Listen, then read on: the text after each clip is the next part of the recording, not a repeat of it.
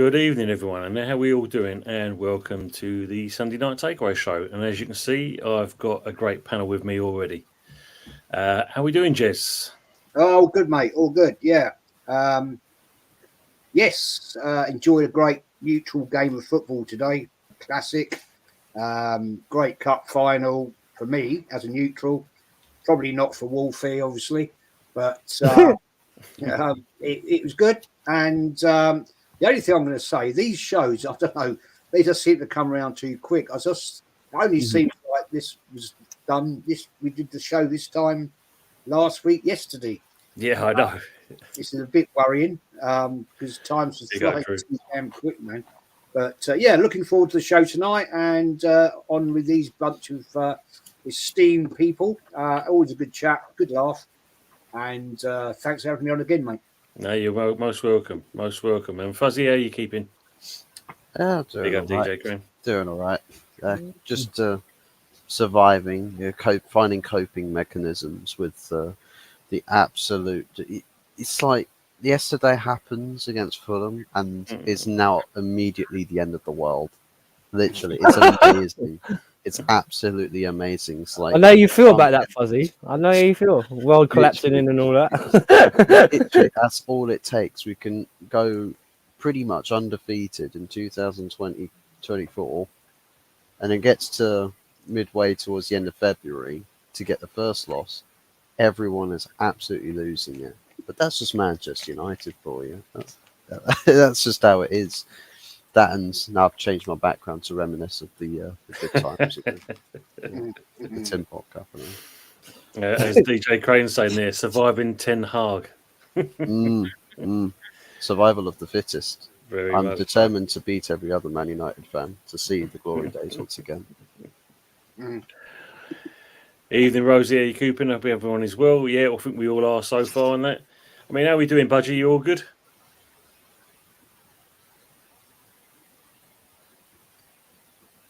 I think he's still having trouble with his. You in, Budgie?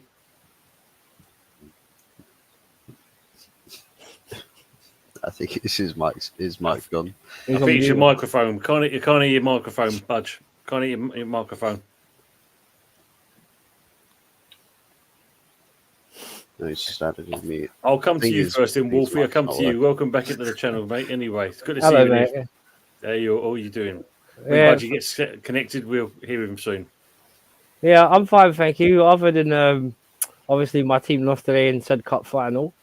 We didn't play too badly, but as I said in the finishing, I was kind of like spitting at my TV by the end of it a bit because we'd wasted so many chances. But the only thing I would say, like, fair play to Liverpool on the game. You know, they won it, they took their chances. But why am I getting Liverpool fans coming up telling me that, oh, we fought you against the odds with the kids? I'm like, bro, steady on. You're first, we're 10th. Like, calm it down. Like, the average age of the Chelsea team was like 22 on the pitch, where the average age of the Liverpool team was 25.6. So I don't know why people are telling me about, oh, we beat you with kids. What? We've got nothing but kids. What are you talking about? I appreciate they won, and I'm not going to be humble about it. They don't need to be. But don't come up with me some paper rubbish that you fought against the odds to come back.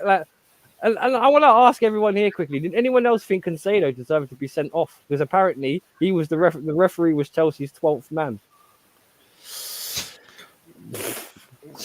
And I was like, we got the first goal disallowed. So what are you talking about the referee being our 12th man? Yeah, it wasn't, that Casado one and that. It was a bit of a. He was a bit naughty, but he was 50-50. Yeah, I think it was a bit naughty, but it's not bad. I've seen worse. I've seen much, and you've just won a cup. Why are you worried about whether a player got sent off or not? It's fine. It's the top Reds victim complex. They always feel like the world is coming up against them, but then they've forgotten that there's about several thousand other football clubs on the planet that have officiating BS happen against them. Arsenal have it, Tottenham have it, United have it, City sometimes have it, and of course Chelsea from time to time will have it as well. Everybody gets it. But it's just it's probably the case that we need to try and see this as a collective issue as opposed to, well, if it favors us, then fantastic. If it doesn't, then I said to him on the phone, Fuzzy. I said to him like, "Oh right, so on this basis that the Consader should have got a red card, you want the whole game replayed?" He just smirked, and I was just like, "Are you sure?" Because I wouldn't mind. I'll second that notion. We lost it, so I don't mind the replay. That's true. A final's probably the only game in the world that you'll be happy to go get replayed, even if you lost it. It's what it is. That's true. Yeah, obviously, draw got done on Thursday. So, yes, we've got Freiburg away. So, yes, it's going to be a competitive match. Big up the BVB, David. Hope you keep him well. So, it should be interesting. And obviously, AFC always. Tony, Jez, Wolfgang, Hot Fuzz, big up to you guys. Big up to you. Hopefully, we might get Budgie back in if he basically goes from dial-up broadband to Wi-Fi. Well, might be all right. We'll carry on as it is. So, I don't know if you saw during the week, Monday, Roy Hodgson finally resigns. Yeah. Probably the best thing he should have done. I think so. Yeah. I think it's about time. I mean, fair play, respect. Massive respect to the man. 76 years of age, still managing in the Premier League. Fair play. But for his health and his family, I think, I think I said in a previous stream, there was a clip of him on the training ground of Palace, and he looked absolutely lost. Yes. He looked like, he was like, didn't really have a clue that was going on around him. And I think with respect, they played to Palace, they let him, rather than they gave him the option to gracefully resign and put his boots up. So he's done his time, and respect him for doing that. He's been an icon of football. He's been around football for a hell of a long time. So massive respect to him, and hope he enjoys his retirement now and has a great time of that. And good luck to Palace with your new manager. Yeah, Oliver Glasner. Glasner, yeah. Yeah, Glasner. Budgie, you with us now?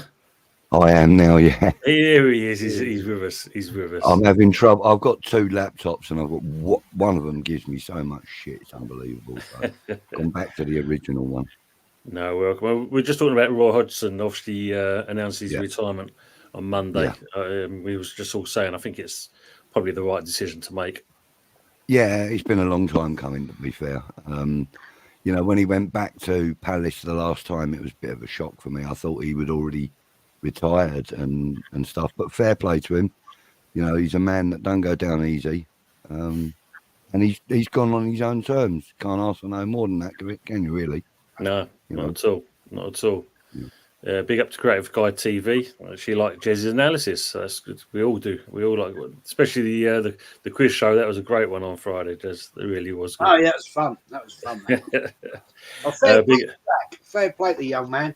Yeah, he did well, didn't he? He really did well. He did well. 7 points. It's unfortunate the other two guys couldn't make it from work commitments, but I respect that. Fair play. Yeah. But yeah, Jack was like, he was crapping himself a little bit.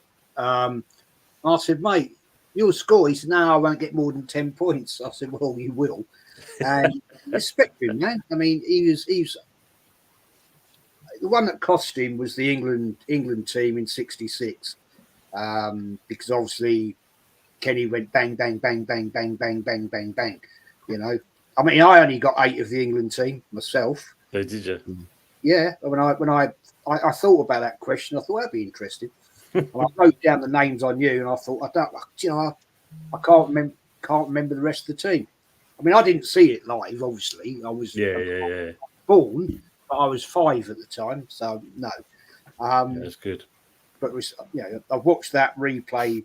God, we all have a million times. So respect for Kenny for getting it bang on. But yeah, it was good fun. Man. Good fun. Let's just catch up on some of the chat. Big up Josh, True Gooner. Good to see you, matey. Let's just quickly race from this. Big Dick Ends, sack the West Ham board, offering them up a new contract. It's an effing disgrace. Yes, apparently it's back on the table again. Moisey getting a contract. What? Seriously? Apparently with the run you guys have been on? Apparently so. I reckon you should give a better chance getting Roy out of retirement, mate. Because that's one thing at least sad about Roy, because especially for us being all the 30-plussers or whatever else, it's just Roy's a tie to the old school sort of football that we proper loved and enjoyed. And because I'm not being funny, right? And I know Fuzzy might be able to relate to this a little bit because of the history of his team, but if you look at how football is now compared to how it was played 10 years ago or 20 years ago, oh boy, lads, are we suffering or what? Have you seen the crap we watch nowadays compared to what we used to watch? That's the thing, isn't it? Evening, Jeff. Being bloody West Ham fan, man. Yes. Oh, dear. Oh, there's our favourite friend. Donald. Donald. Evening, Helen. How are we doing? Wagwan. Hello, everyone in the chat. Casado was decent, but Enzo sucked, and overall £250 million midfield was nowhere near good enough. Interesting one. Well, it wasn't really the midfield. I'd say was Chelsea's problem. I think it was the finishing because I hate this. Isn't what I said. Like we had 4 1-on-1s with the goalkeeper. 4. Now, back in 10 years ago, that would have been execution. You're losing that game 3-0 like that. And that's the thing. It's the problem with modern football is it appears because they try and play it so quickly, they can't do the basic jobs correctly. And that all over the league, defensively or attackingly. Look at the Arsenal game yesterday. And I know Jez will back me up. As much as well as Arsenal played at times, the first half against Newcastle score against themselves. With three players trying to get to the ball and all of them missing. And in the end, it turns to be the Newcastle player that fires it behind the line. That's true. It is true. Big up JPT. Hope you're keeping well. My brother. And a few other bits there. And Daniel Wee, good to see him, the old Spurs fan. Just to put it in perspective, them 3 youngsters that Liverpool subbed on were playing against Stoke under 21s last week. There you go. And that just shows you Klopp's not afraid to play youngsters. Another thing I found out was obviously Nottingham Forest appointing Mark Clattenburg as referee advisor. What do you make of that? Can you do that? Well, if he's retired, I think they can. If he's not active. Well, how he's bad is he can do what he wants, I suppose. But I think for me, it kind of opens up a can of worms here because it could be setting a precedent for clubs now actually kind of going against the actual decisions. Making this. Well, can I ask a question? In that case, because one thing I will say, it's interesting you said that Martin Clattenburg's been appointed, is because let's be honest, if they actually enforced the rules how they should be in the first place, would this be an issue? Would it not be that the reason why we have this dispute about referees in the first place is because when it comes down to the rules, one referee's interpretation of the rules might be different to another's interpretation of the rules. So getting an advice on the rules that they don't stick to anyway, I think is kind of pointless. Because and it's happened everywhere really. How many times would we actually say the referees have actually gone by the rule book? And I can think of at least 2 occasions off the top of my head straight away. The most obvious one being the Newcastle one, when it even says in UEFA and FA guidelines that if a ball bounces off a player's part of his body before it hits his hand, it's not a handball. They actually disregarded that rule to give PSG the penalty. So I'm not trying to say that it applies necessarily to England because obviously it's Europe, but you have to look at it in, like you said, the whole can of worms. Because if you got to look at officiating, you can't just look at it in England, and the whole system needs to be overhauled, not just in England or whatever else. And I follow a bit of world football, so it's not just in England it needs to be renovated. Decisions all over are bad. It doesn't matter if you go in Italy, if you play in Europe, or if you go in Spain, or if you play in England. Decisions are bad anyway. So before you can be advised on the law, you might want to actually figure out what the law is. Fact. Football's got too complicated now. The laws of the game back in when I was refereeing were, simple. You had the 18 laws of the game with very minor little subsections to interpret. Now, when I last, it is complicated to hell. As you just said, Fuzzy, if the ball hits a part of the body, then hits the hand, it's not handball. Okay, well, that's a sensible thing. It's always been like that. It was always hand to ball, not ball to hand. Yeah. That was the way I was taught when I was learning to become a referee. Yeah, it was basically handballs from there, right, to there. That was handball, right? Yeah, you stick your hand up there and in a defensive role in the penalty box, handball. Yeah, penalty, quite easy. Now the offside law. Dear God Almighty, it was so easy. Now you've got to have a gnat's toe and you're offside. Well, that decision in the game between Chelsea and Liverpool today, the Chelsea goal that was ruled off, that was ruled off because at the back of what's his name, the Chelsea player, it was the back of his hand was over the line. Yeah. Even though they say that the parts of the body you don't play with your ball with don't count as offside. Yeah, but clearly they do because it was given offside today because of the back of a hand.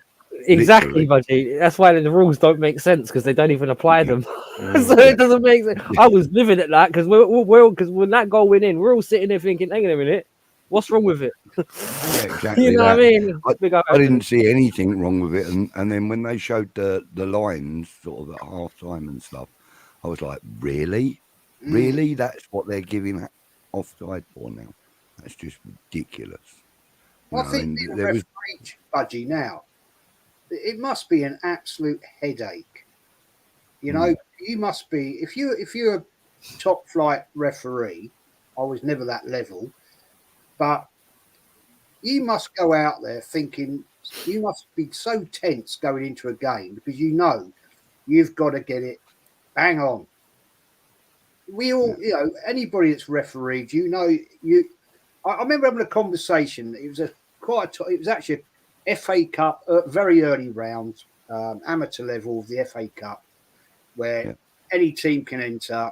And this team got absolutely battered 10-0, right?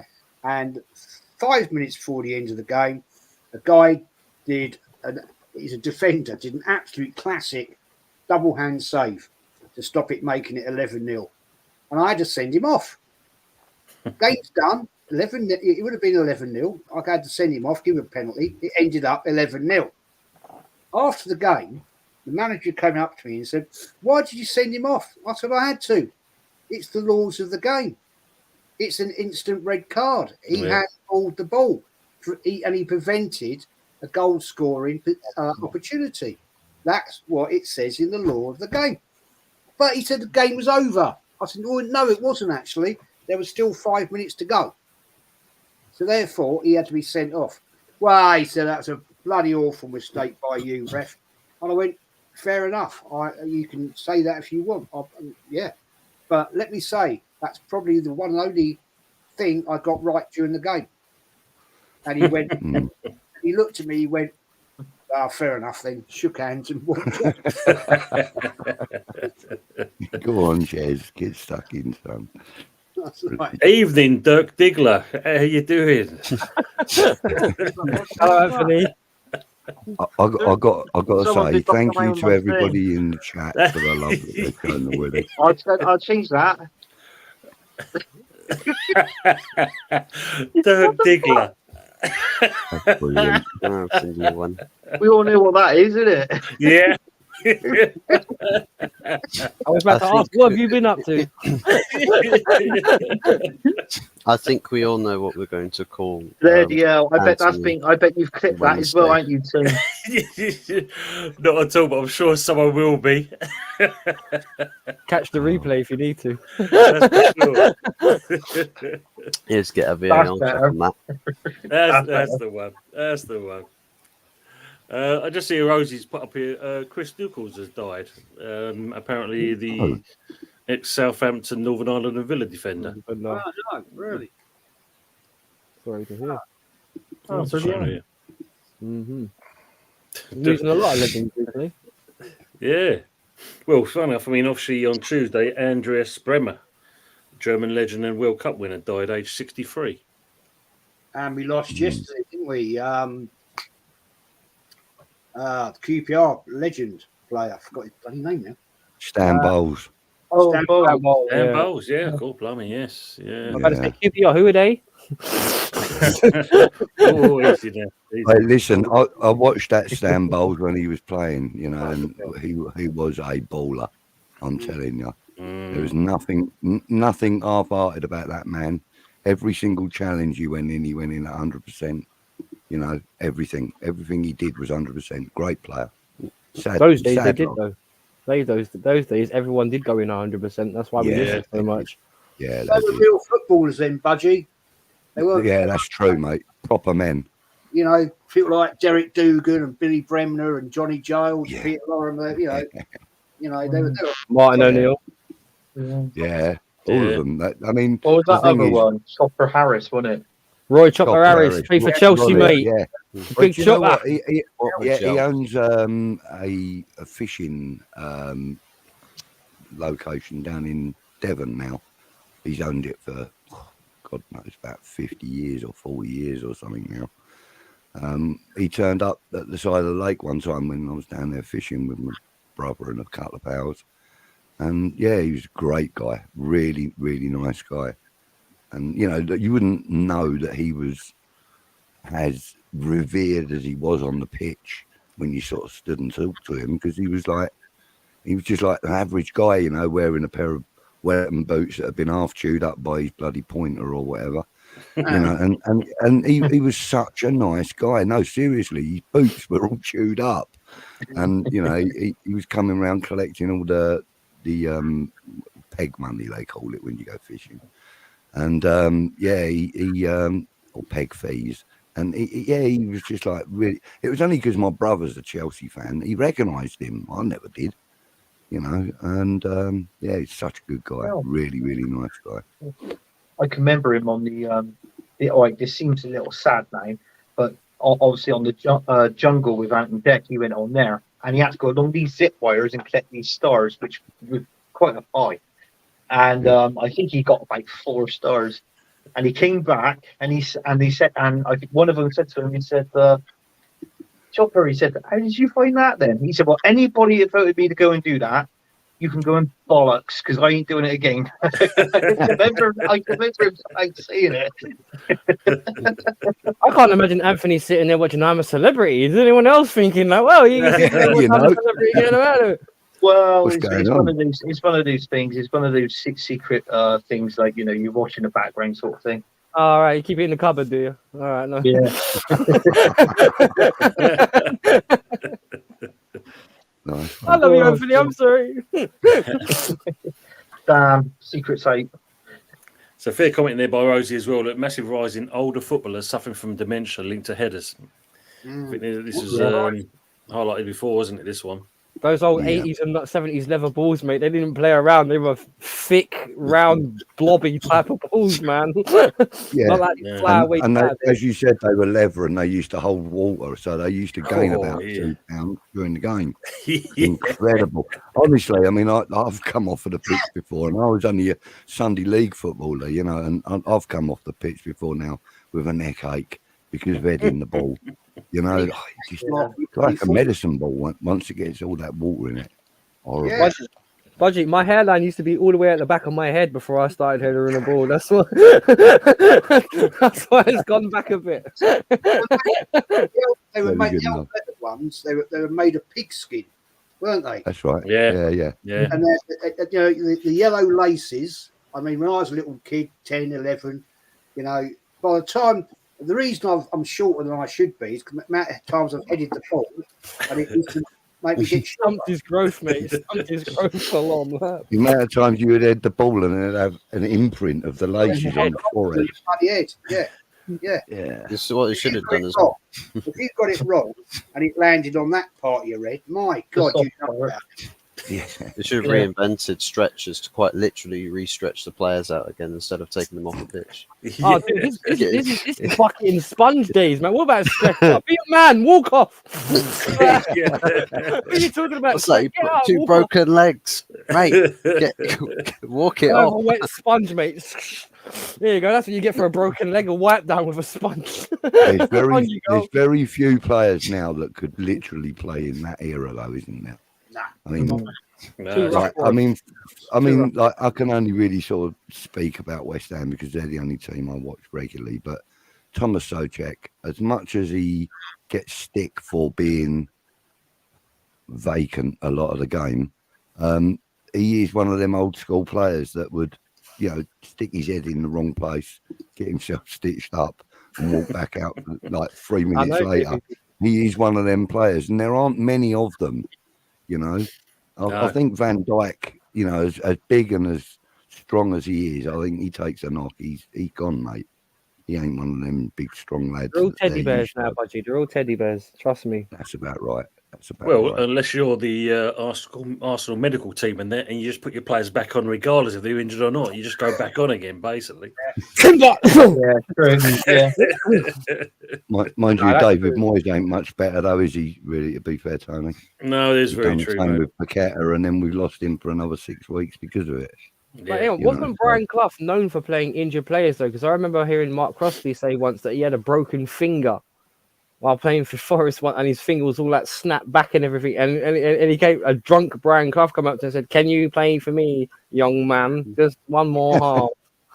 Yeah, Because I need to find the. I think he was on the under the Kosh podcast, but it was just the way he come out because he actually did the impression. So he's like, "Can you carry on playing for me?" I'll try again. But fuck knows what's going to happen. You know, his fingers all taped up. So you know, that was his nickname as well, wasn't it? He used to go, what was it, Brian Clough? You go, "Oi, shit house, shit house, shit house." That's what they call him. Young man, are you going to play for me? Well, go and get your boots. Go and get your fucking gloves and all. Stuart Pearce has got a few decent stories about Cloughy, hasn't he? I've seen a few of them. I think Mark Crosby told one. They were playing against it was Forest against the Crazy Gang, Wimbledon, and they're in the dressing rooms and they're playing. And Vinnie Jones walks in. He got like the old ghetto blaster, and he's there, and he's and he's a guy, the assistant manager. He called him Illy or something like that. He went, Illy. Go down there and tell them to lower that music down. And he goes down there, he lowers it down, then he hours it back up. Well, anyway, he just kept carrying on. So Brian Clough, he walked down, he said he kicked the fucking door in, he said picks up the ghetto blaster, smashed it on the floor, and he turned around and went, "Now play your fucking music, Wimbledon."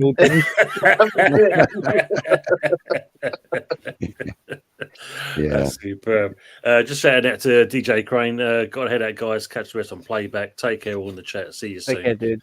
Take it easy, Nice one, mate. See you DJ. shortly. See you, DJ. And what's he saying? Arsenal eyeing a move for Ajax goalkeeper Dane Ramage as a possible replacement for Ramsdale. Interesting. Okay. I'm fed up with all this debate with Ramsdale. Hold on. Can we rewind that a minute? Hang on a minute. An Arsenal fan is talking about replacing Ramsdale already, and yet they're all up in arms about him being replaced by Raya. Raya. Yeah. This is a bit strange. I mean, that's kind of a weird conversation to be getting into, I think, already. I think it's paper talk, really. Is it? I think that's papers because one thing about it is that's one thing area that Arsenal have not been short on goalkeepers, and to stir up even more of a hornet's nest because I know quite a few Arsenal fans. They are really pissed off about this Arsenal situation, considering the amount of them they've had. It's like us, the strikers, they can't seem to find a fit. It's a bit weird. Yeah. I mean, I find it weird that Raya's getting in before Ramsdale anyway. I find that strange. Although, having said that, I always fancied having Raya at West Ham. I've got to be honest, because I think he's a decent keeper. But I think Ramsdale's a better keeper, so what's keeping him out of the side? Yeah.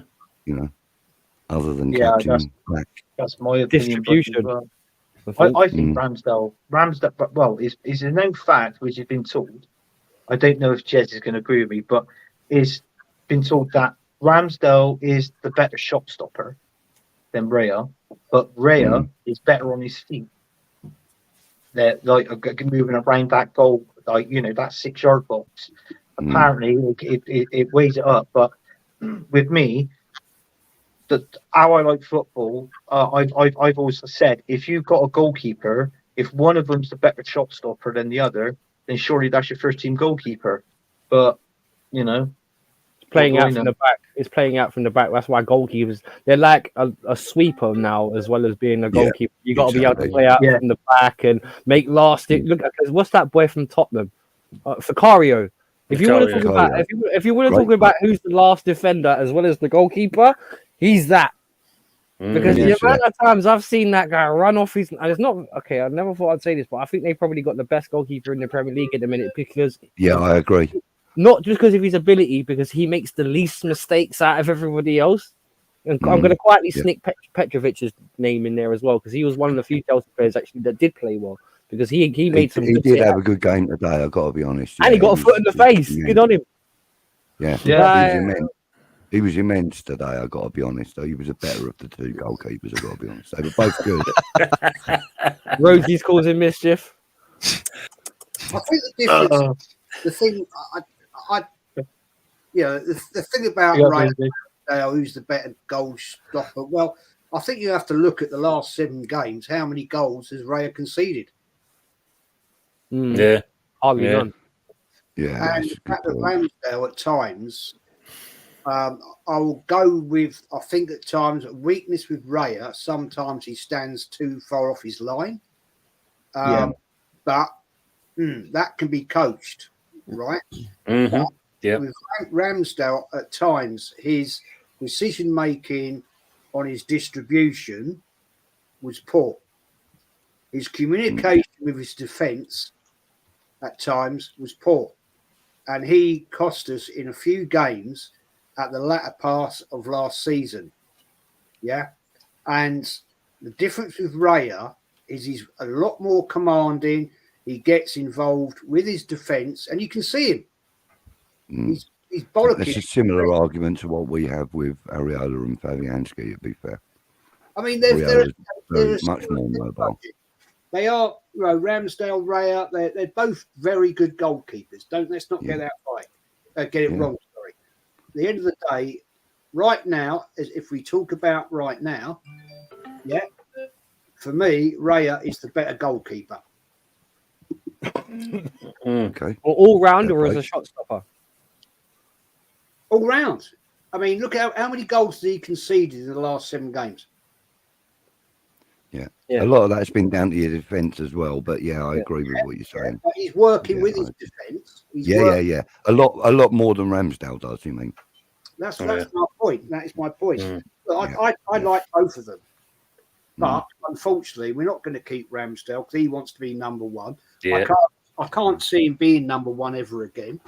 I think Arteta, rightly or wrongly, has made the decision he's going to go with Raya, and he'll be an Arsenal permanent player in the summer. Because let's be honest, he's on loan at the moment. Yes, of course, from Brentford. Yeah, but the amount of game time he's getting, Jess, surely that obligation to buy has got to have been invoked by now, surely. That's what I'm saying. That's what I'm saying. He'll be an Arsenal player come the permanent. They've already done the deal, and that it's just they can't actually announce it yet because of the rules. But I think you're right. Oh, And absolutely. fair play. He is a good goalkeeper. He is a very, very good goalkeeper. You watch Aaron Ramsdale end up at West Ham, though. Well, it was the Fabianski, we got him around about after the Arsenal thing, and it actually proved to be one of the best goalkeepers we've had in many years. Yeah. He's been reliable for West Ham, and I've not got a bad thing to say about Fabianski. I really haven't. I prefer Areola, much better goalkeeper in my opinion. He commands his box a lot more. He gets off his line quicker, etc., etc. But I think that Ramsdale is very much a Fabianski style goalkeeper, where he would rather rely on his defence to be his back line, like his last line of defence, and then he has to do what he has to do at the end of it all. I don't think Ramsdale is as keen to, be a part of that back line. I think he relies on them too much. Whereas Raya, as you said, Jez, he's one of the players that really does gets his foot in, as it were, kind of thing. So, I think Arsenal have kind of given themselves a real big headache though, and if they're still talking about getting another goalkeeper in, that can't be good for Ramsdale as he is, surely, Yeah. and he's been so good for you. Yeah, I mean, I think this is the problem with look, what team has gone through 7 goalkeepers in 4 years? I can't think of another Premier League team. One, no. The thing is with Raya, he reminds me a little bit of a Lukic type, stroke Layman type. He's a bit in between them two, because he's very commanding. He's vocal. The one thing that needs to be coached out of him is the Seaman bug, where Seaman used to be caught out getting lobbed because he'd come out a little bit too far at times and get caught. And the argument about shot stopping, I can't criticise either of them. At the end of the day, what I look at in a goalkeeper is a shot stopper, a commander of the box, because you own that box, right? You own that box, right? Yeah. It's down to you to bollock your defenders and say, you're not doing your job, fella. Yeah. You're not doing it. So that's why you've got to have a captain in every single line of your players. You've got to have one in goal. A metaphorical goal captain. You've got to have one in goal. You've got to have at least one in defence, at least one in midfield, and if you're lucky, you get one up front as well. But I think, I'm an advocate for goalkeepers being captains. I think it's I agree with you. They see everything, and and a decent goalkeeper like the likes of Alisson and all of those top names, Raya, Areola, any one of them, that they can play the game as well as shot stopper and that.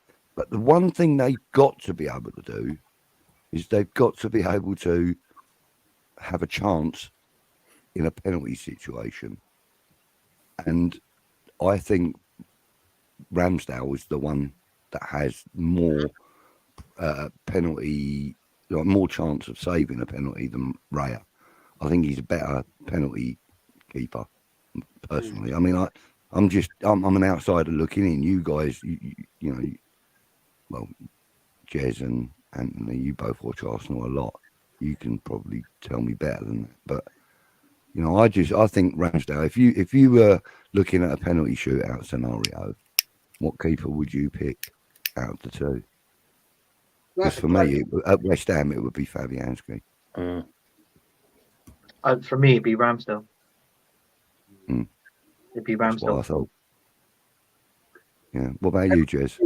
Penalty shootout. I'd have to go with you on that. I'd have to go with Ramsdale personally. Yeah, I think he's got more chance of being successful. Yeah. than Raya. I think Raya's a little bit impetuous in that respect. Thing is, Budgie, you can never get. There's never a perfect player, is there? No. That's true. I mean, Wolfie, would you say, sorry, Wolfie, Budgie, I mean, Wolfie, would you say about Daniel East commenting about Courtois? Not great at playing out of the back, but look at the Champions League final. He shot stopping one Real Madrid that final. I mean, obviously, he was a great keeper for you guys, wasn't he? Mm-hmm. Yeah, he was. And to be honest, we kind of found a throwback to him sort of in Petrovic in terms of, because one thing about Courtois, and I do big up what Budgie's saying about, there's certain goalkeepers, when you look at them, whether there's shot stopping, set pieces, or penalties, like, if you've got a goalkeeper with presence, it helps a lot. And one thing about it is that Jez was saying a minute ago, like, even if he's not the captain, you still want your goalkeeper to be very vocal, because obviously he organizes defense and set pieces and stuff like that. That's the one person the defenders can't block his line of sight. That kind of thing. So he's always a central figure, and obviously one that's brave, determined to win, shouts, gets about himself, puts himself about a bit, like you would want that, innit? Because you don't want him to be bullied, particularly in the Pro. Because even though, let's be honest, there are some cuddly teddy bears out there, but some of them are big boys, and they do throw themselves around a bit. So you need that. And the only thing about Raya myself is sometimes he doesn't play out from the back and properly, in terms of sometimes you just need to get rid of the ball more than look for a pass. And we had the same thing with Sanchez, because it's this modern thing that goalkeepers have to be able to use both feet and all that kind of thing. It's like, just get rid of the fucking ball. That's for me, regardless if you're playing or not. That's job number one for any goalkeeper, whether you can do 100 kick-ups or not, whether you can make a 50-yard pass or not. You keep the ball out of the net. That's true. And that's why I have, because I gave an example a minute ago for Cario. 9 times out of 10, he's running around the pitch looking like a nutter. He ain't playing out from the back. But yet somehow he's possibly the best goalkeeper in the Premier League, and he can't play out. Everyone says Alisson and Edison. I don't want to hear this Pep Guardiola Klopp model stuff about, you have to play out from the back, because a lot of teams aren't even good enough to do it. And that's why they get into trouble so much. No, that's true. They get in transition, and it's just seems to be the football, because that's the one thing I will say I miss about football maybe 10, 15 years ago compared to now. The styles of the teams. Everyone looks exactly the same.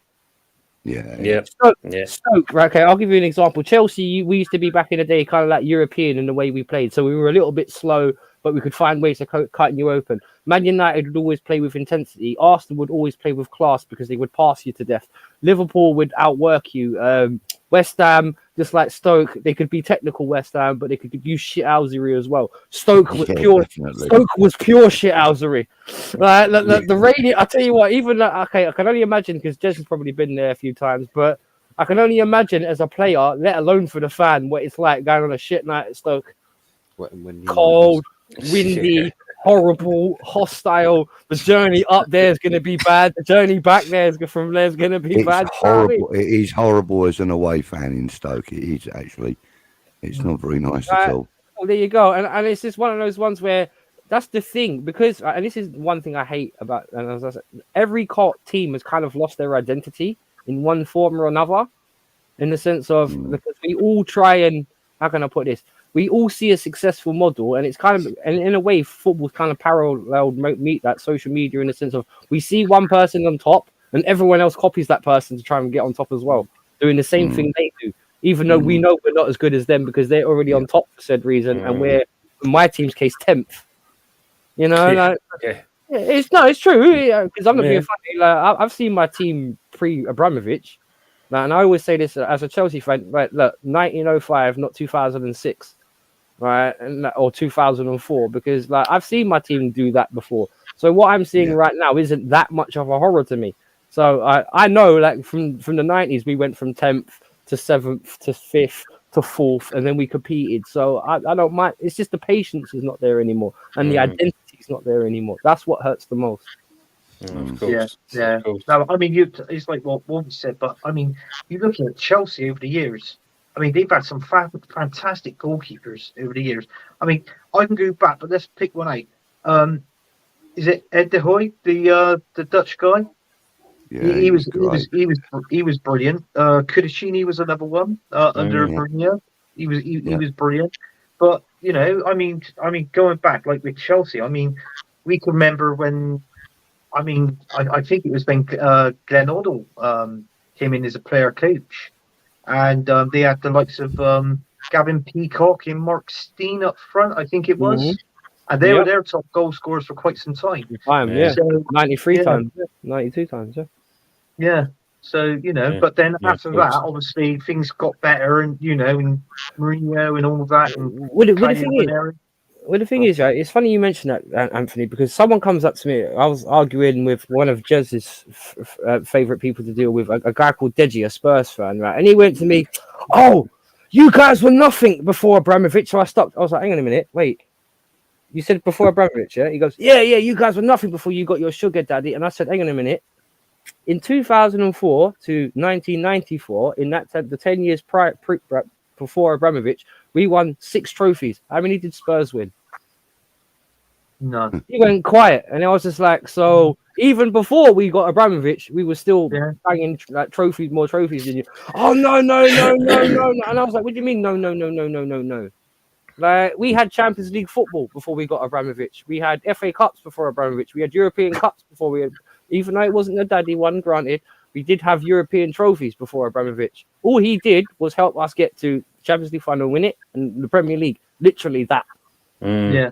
Yeah, I mean, it was Ruud Gullit and Gianluca Vialli was winning new trophies at that time as well, weren't they? Yeah, Cup Winners' Cups. And we beat Barcelona 3-1 at Stamford Bridge in the 90s. Most teams can't do that, even looking back for the whole history from now to then. Can't even say they've done that. No, it's But true. don't worry, we were nothing. And we beat Real Madrid in the European Cup final as well. In was it 97 when we won the European Super Cup, or 98? So it's just like when people say to me, "Oh, Chelsea didn't exist before Abramovich," what the fuck are you talking about? You didn't even watch football before Abramovich. I mean, go through keepers and that. Do you agree with Pepsi Pack here? Peter Schmeichel's the best Premier League keeper, in my opinion. Right. That's a good shout. It's a really good shout. Yeah. I mean, for a while, it was between, you had to pick, and I'm not being biased when I say this, it was actually between him and David Seaman at that period of time. Yeah. Another class keeper. Yeah. I mean, obviously, Emi Martinez, you should never have sold him. No, What about Leno? Legend. Well, he's not legend, but he's a. I don't know. This is what annoys me sometimes with our manager in what we do. It falls out of people, doesn't give them the respect I think that some of these players deserve. And as I said previously, tell me another Premier League football club, right, in 4 years, has bought 7 goalkeepers. We tried, but we couldn't match that. And we spent, man. And they've bought everybody. Exactly. Yeah, but he's not bullshitting. Everyone. It's just ridiculous. And here we are. Apparently, I'm not going to put any faith in this at all. Look at this guy from Ajax. Why would a goalkeeper? I don't know what this guy. I don't know if he's a first team player for Ajax. I don't. I'm not going to say I do. I don't. If he is first team goalkeeper for Ajax, right? And Arsenal are going with David Raya, as Budgie said, we must have now ticked over the line to say, right, you know, you've got to buy. You know, that's it. He's your player now.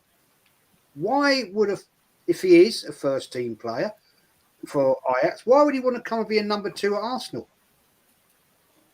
Why? He'll have assurances, surely, wouldn't he? Assurances of what? Playing in the Carrier Bag Cup. Yeah, this is the thing, isn't it? Yeah, but no, look, Arsenal are now getting European football, regardless of what competition it is. Arsenal will finish this season in a European place. So any goalkeeper given the opportunity to come to a club to play the European stuff, I'm talking about experience that we had with Areola as a loan player. And he came as a loan player. He played the domestic cups and he played the European games that we were playing, which was the Europa League at the time. And then the following season, he signed a permanent contract, knowing he was going to be fulfilling that role again. If he's at Ajax, with assurances European the football. following season, the season we're in now, he will be our league goalkeeper. And, Fabianski has just signed another year's extension, I've been told. So we've got him until, well, not just, but recently. So we've got him now until January again. Fair enough. Yeah, okay. But Ajax are in European football, so why wouldn't he want to stay there, mate? Well,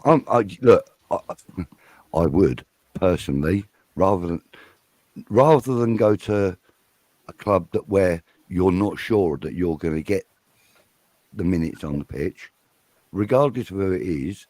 Even if it was West Ham, if you're a number one goalkeeper where you are, and you're going to go to you're up for a move going to another club, then clearly you want to be number one when you get there. Areola was always a number two goalkeeper. He'd been on loan a few times. He was at Fulham. He was exceptional at Fulham, actually. He saved them from having a lot of like double-figured games, I think, because he was brilliant at Fulham. And that's why we took him on loan, because of what he did at Fulham the previous season. So this Ajax goalkeeper, he's either if he's gonna come to Arsenal or any other club, he's gonna have assurances that he's gonna get first team football in one respect or the other. Mikel Arteta doesn't come across as the sort of player that will give anybody any assurances. If I'm honest, I have to agree with you on that. I don't know. I'll wait. Look, Arsenal get linked with everybody, don't they? Right, and a lot of this, I think, is a lot of these players. It's their agents that punch it out there. Maybe the guy's looking for a move. Maybe he is. And what's the first club you're going to link your player with? Arsenal. That's what Arsenal do. I've just read, Fuzz, I've just read your comment about the Rashford thing. That's actually, is that really a thing? You can't say anything against him because you're going to be classified as a racist. Yeah. Come on, tell me about that, please. Not that I've experienced it myself, but I know that there are these mobs, these groups of people who follow each other, they interact with each other, and they're quite vocal with when you criticize a player in your squad. And the stupid thing about it, right, is you'll get it with all sorts of players. You're the proud supporters of those players, and they're kind of on the side of Player FC. The annoying thing about this Rashford mob is that it's not just people who are apologists for him and say, "Oh yeah, Marcus Rashford, but look at what he's done for the club. Look at where he's come from. He's Mac born and bred." I'm like, well, first and foremost, we don't care if you're playing the way you are. You're surplus to requirements, and you're not bigger than this club. So if you're not doing the job on the pitch, then we want you gone. End of story. End of discussion. So when they've run out of all things to say that actually are logical in backing Rashford after what he's doing on the pitch for this season and previous seasons gone by, they say, "Oh, you must have a problem with him. So yeah, that makes you racist. You're racist because you don't like him. It's only him as well. You and your player agendas. You don't like that player. You only want to call that one player out. It's just the agendas. Your racist agendas. Like, yeah. No, it's not. When a player plays poorly, it's like with Bruno Fernandes. Are we? What is it? Not racist, but the other word against like nationalities, like bias discriminating. Yeah, B&P. No, joking. Yeah, it's like they'll call you out as though you're being discriminatory against that person because of his nationality or whatever. Yeah, nationality, ethnicity, because they've run out of excuses to actually back these people, and Yeah. honestly, it's honestly sick and tiring. And there's a few Yeah. people that I I see on mean, Twitter. we had a very similar situation at West Ham with Ben Rama, in the fact that he was a highly rated player within the club. Yeah. And, you know, that kind of spilled out to us fans, and we were excited about him. And, you know, when he was at Brentford and everything, he was very good. But, you know, he didn't meet up to the expectations of the club or the supporters. And we were very critical of him as a fan base. But not once did anybody say it was because he was a Algerian or a Muslim, or that his skin wasn't white, or that he wasn't born at in West Ham's catchment area. It was because he was a shit player. You know, it was because he wasn't a shit player, but he was playing shit for us because the level of competition was too much for him. He's now gone to France and he's playing out of his skin. So, you know, we weren't wrong. So, you know, for people to try and insinuate and imply that it's because of their race, religion, whatever, or their sexuality, because I know people get stick for that. I love that whole thing. That makes me laugh. You know, I mean, I do. I find it like comical, but it's fucking sad as well. Sorry, excuse me for swearing, but that's proper sad. Yeah, you know, when you've got nothing constructive to say, you just come out with, "Oh, you're a racist, mate. Exactly. You're just a." Let me just butt in before anything else. Welcome to Lawrence Watkins. Good afternoon, evening from Lexington, Kentucky, Lawrence. USA. Coming you irons. Good to see you, irons. Good, mate. Good pal of mine. Good pal of mine. Go on, Wolfie. You was going to say something? Well, I was just going to say, the thing is, right, this is the other transition in what Budgie was just saying about from modern football to old school football. Like, back in those days, those kind of things weren't relevant. That's why. And that's the thing. Like, and everyone has their followers on social media, and because of that, everyone will be the first one to make an excuse for them, if you know what I mean. Like, and I hear what Budgie's saying, because some of the things that are tied into football have nothing to do with football. Like, for example, I'm all big for whatever kind of sexuality you want to be, but what's the difference between a gay and a straight footballer? They both kick a fucking ball. What's the difference? So okay, so fair enough. All right, I get the fact of when it comes to your social standings in terms of what you might do away from the training ground. I can understand that you might not see eye to eye, but realistically, you're a professional like any other profession. You're paid to be there to do a certain job. No offense, whether you bite pillows behind closed doors is irrelevant.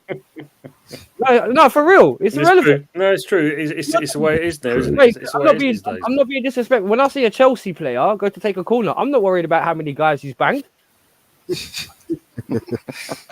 Serious? In what context does like? And it's this day and age, now, isn't it? It is definitely day and age. It's sad because one thing about it is, right, and then the thing is, and this is the one thing I really hate about the social media side of football, is a lot of people will make judgments of you, but when you try and explain it to them, you'll be like, hang on, no, this is why I think they're a crap player.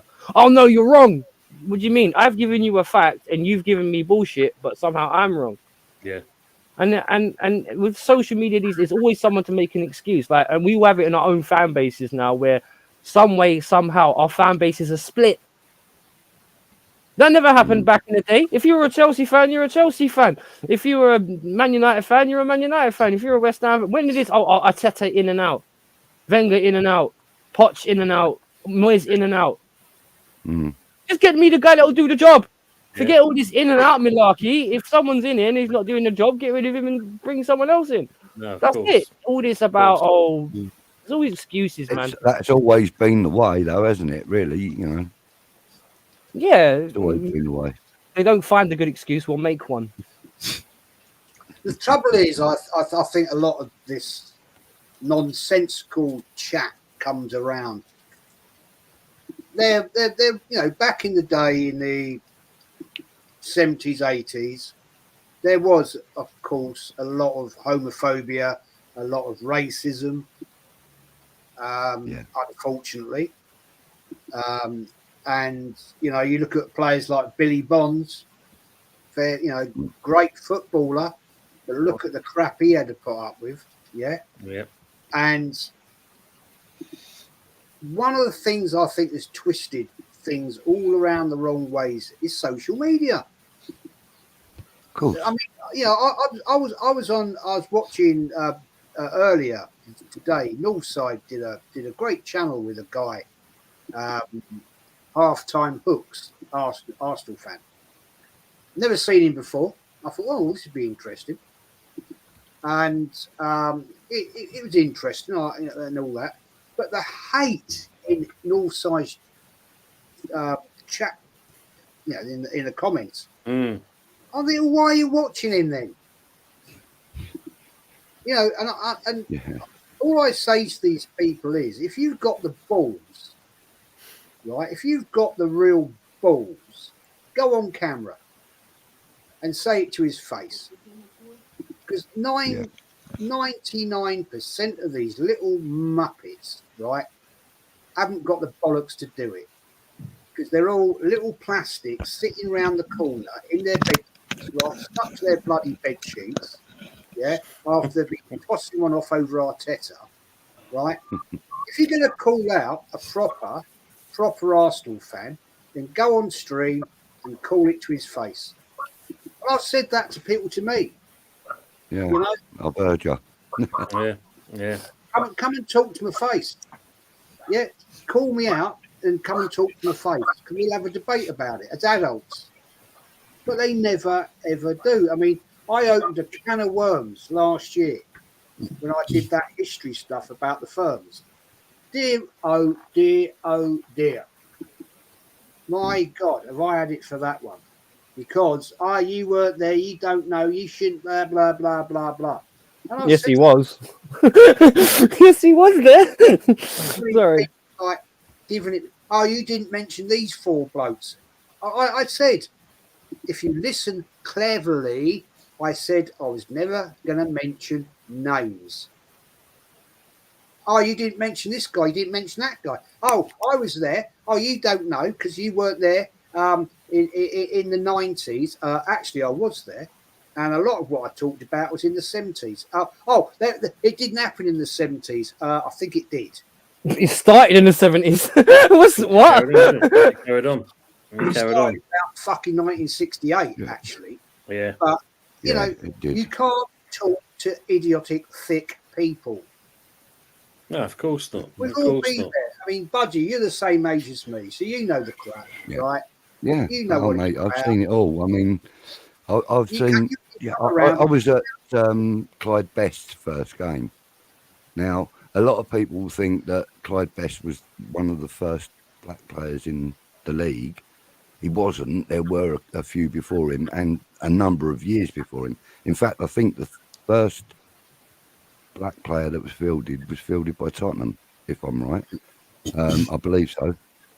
But, when I saw Clyde Best's first game and people were throwing bananas at him, fuck's sake. I mean, what's that all about? It's ridiculous. It's ridiculous that the way that people conduct themselves sometimes is so laughable. And,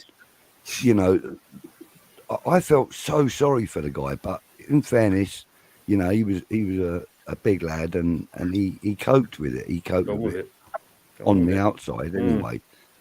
I mean, what went on in his mind and stuff, I'd love to chat to himself and ask him them questions, but on the outside, he appeared to deal with it and so on and so forth. And many other players have, before and since, all sorts of discrimination. I'm not just talking about racism here. I'm talking about any kind of discrimination. And there was a comment from Pain Like Bane earlier, fashion. And I mean, the amount of stick that guy went through, it was heartbreaking to watch him falling from a pedestal, and it was heartbreaking to watch, as a football fan, and as a human being, I'm not gay, I am heterosexual, and I don't have an opinion on other people's sexuality. Do what you got to do, mate. Just don't involve me. That's all I ask.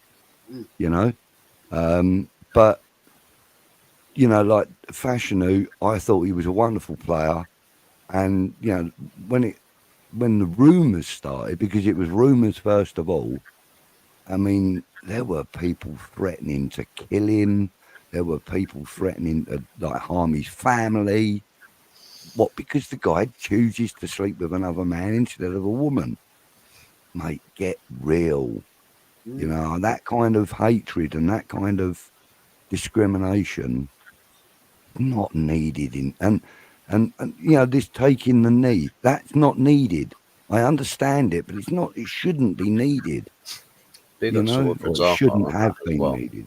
Actually, the thing is, this is what makes me laugh by men, right? Men calling out gay men, right? They don't like it, you know, call it all these horrible names and everything, right? But, right, let's call it, you get blokes who love to see two women together. Yeah. So you're absolutely faceless about that, because at the end of the day, whatever demeanor, whatever your gender is, whatever you want to do behind closed doors, that's your life. That's up to you. I don't give a shit about it.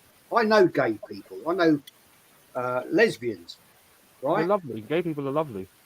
And I haven't got a problem with it. I'm having a problem with I my haven't got a problem equipment. with it. If that's what you want to do, man. Still get hear you, on. Fuzzy. Budgie, still hear you. But the fact remains is, why is it so upsetting people? Because the world has changed.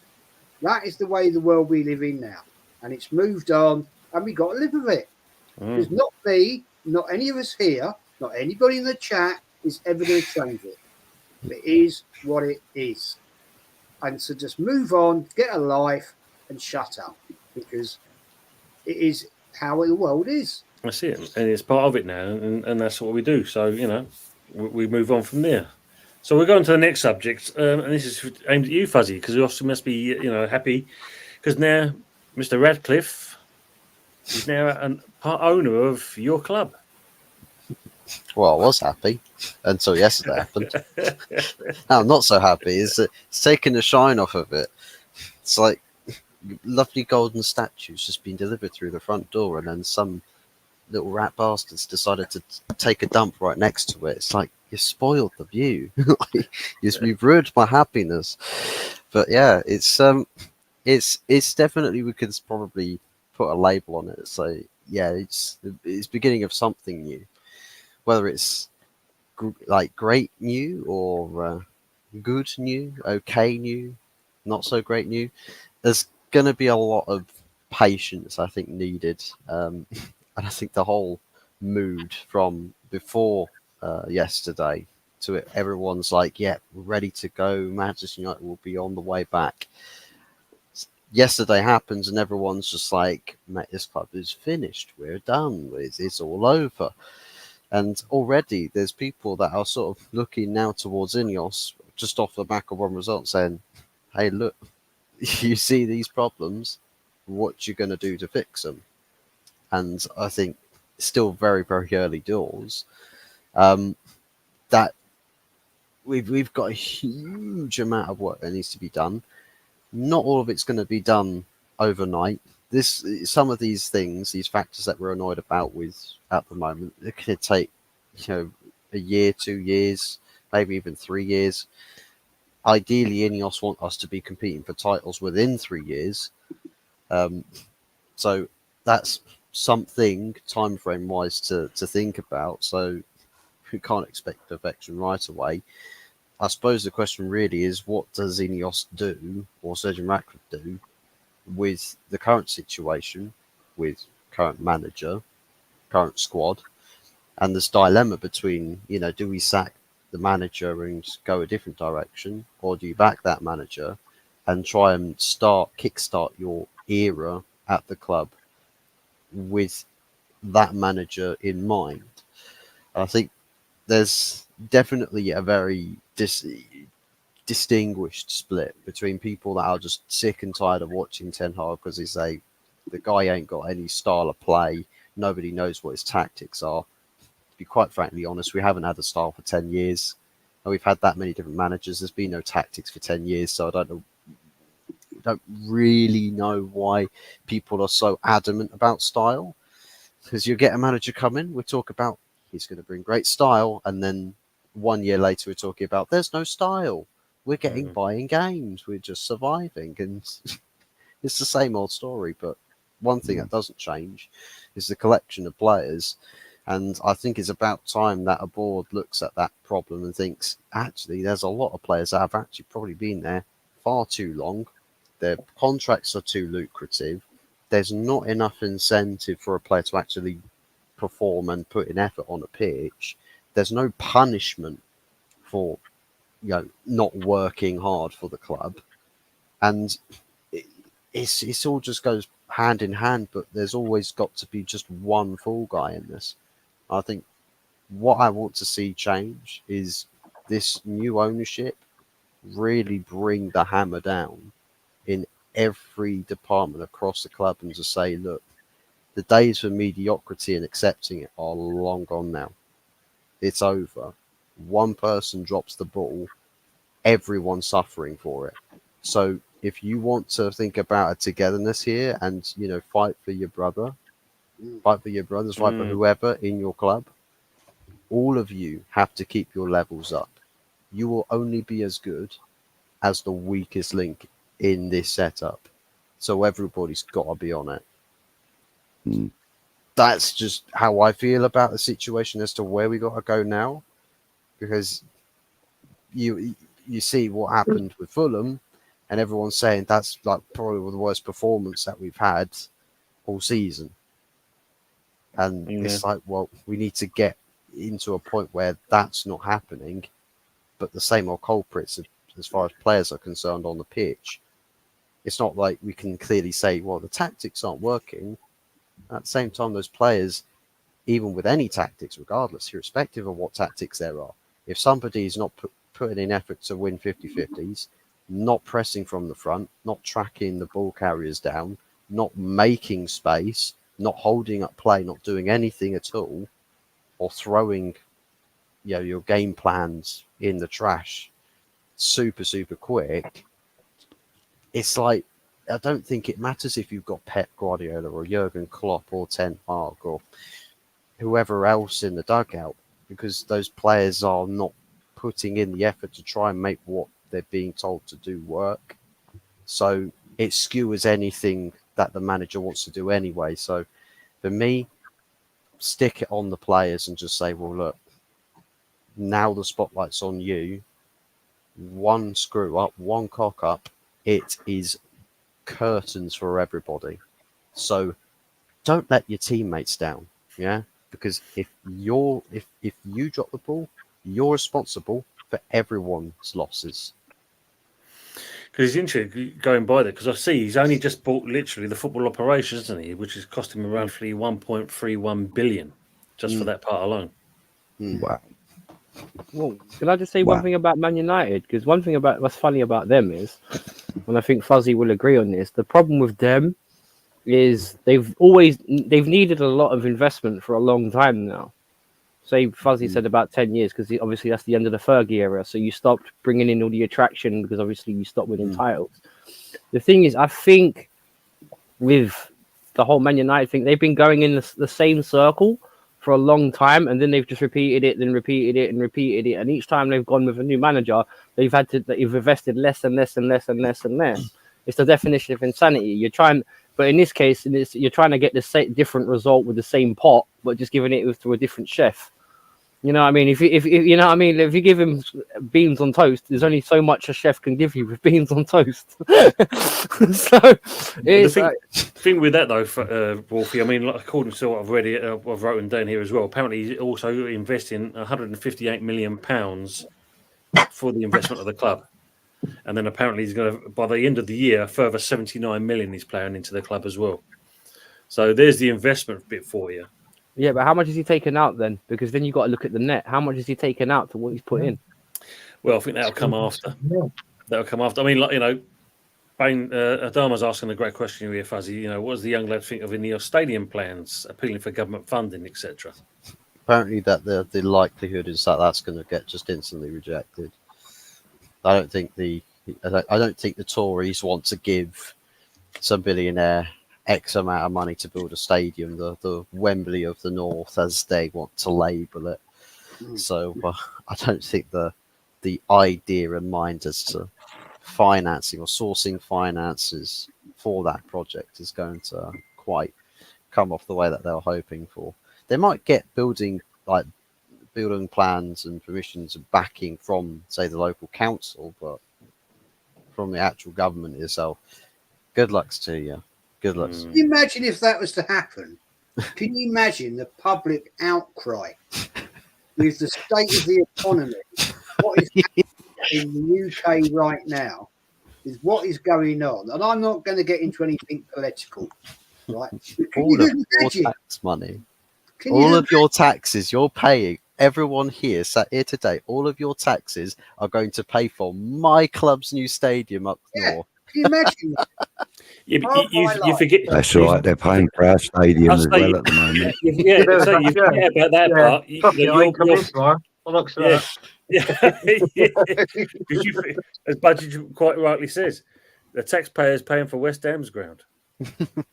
No, we paid for your ground before you got it. That was the problem. If we'd known you would have got it, we would have never funded it for the Olympics. No. The thing was there, Wolfie. We did You're actually still paying for it. We actually. The government subsidise our fees every year. But previous to this happening, and that, you know, between West Ham and Newham Council, they actually purchased the club, and it's only the fact that Daniel Levy kicking off because he wasn't getting what he wanted at White Hart Lane.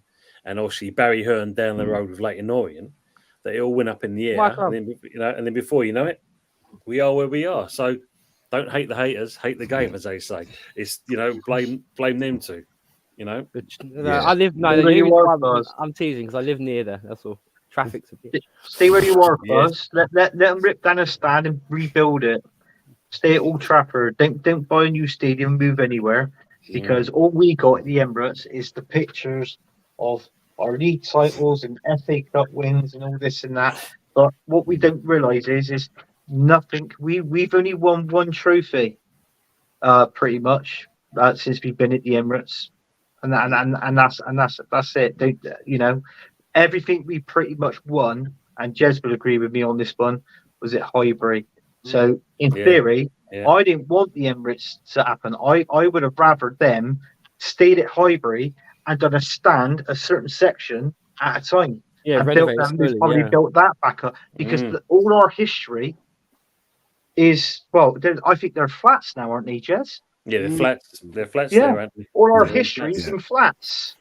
The problem is, similar story again with Upton Park, though. I mean, like they started off with the Trevor Brooking stand, wasn't it? I think it was the first one they did, and they were going to improve Upton Park. You know, but the fact is that it wasn't, you know, fit for purpose anymore. It really wasn't. You know, the travel, everything, you know, like the commuter links and everything were just incredibly bad in that area. And that's one of the reasons why we moved to Stratford. Another reason, obviously, is because we're only paying £3 a week for it. And, you know, and also it makes a lot more money for the Dildo Brothers. So, you know, let's not sugarcoat it. It was all about money. Yeah, of course it was. The revenue, like you said, the match day revenue. I just realised, Budgie, when you just said that, can you give old Sullivan's number to old Anthony and that, old Dirk Diggler on next year, and that he needs some additional Building stuff. Brothers. Is that your new sponsor for next season? I don't know. Can you imagine that? Can you imagine that, though, on the West Ham shirt, instead of Betway, Sullivan's Dildos? It'd be a great Bobby's Bits. Bobby's Bits. Oh. Dirk Diggler Incorporated. There you go, Gracie, mate. Good to see you, Gracie. They wanted to extend. They actually, Arsenal wanted to extend Highbury, right? They actually offered to buy all the houses in Avenel Road, right, where the East Stand. They offered to buy all the houses on Highbury Hill, West Stand, and they offered to buy everything south of the Clock End, right? They could do nothing with the North Bank because of the tube station, right, in Gillespie Road. Islington Town Council, they put it out there to do that, but it was rejected by planning because it's the facades of the east and west, they'd have to take them down, redevelop and rebuild them because they're listed buildings, right? They're, you know, that's it is. Now, a lot of people at the point of time we're talking about this happening, right? There's a lot of people now moved into the area from at Highbury Hill and in Avenel Road. At the time of this proposal, my parents still had their house in Avenel Road, right? My mum and dad couldn't give a shit about football, right? Never interested at all. Hated match days. But the objections came through. Some people said, yeah, we're up for it. A lot of people said no, because a lot of people had moved into the area because the area had been sort of re-emerged, money had been spent in it, so it's coming a little bit upmarket, yeah. And look at it now. Mm-hmm. How much would it cost you to buy a house there in Avenel Road or Highbury Hill or Gillespie Road? Fucking fortunes. 750, 750 grand, right? And they're not massive houses.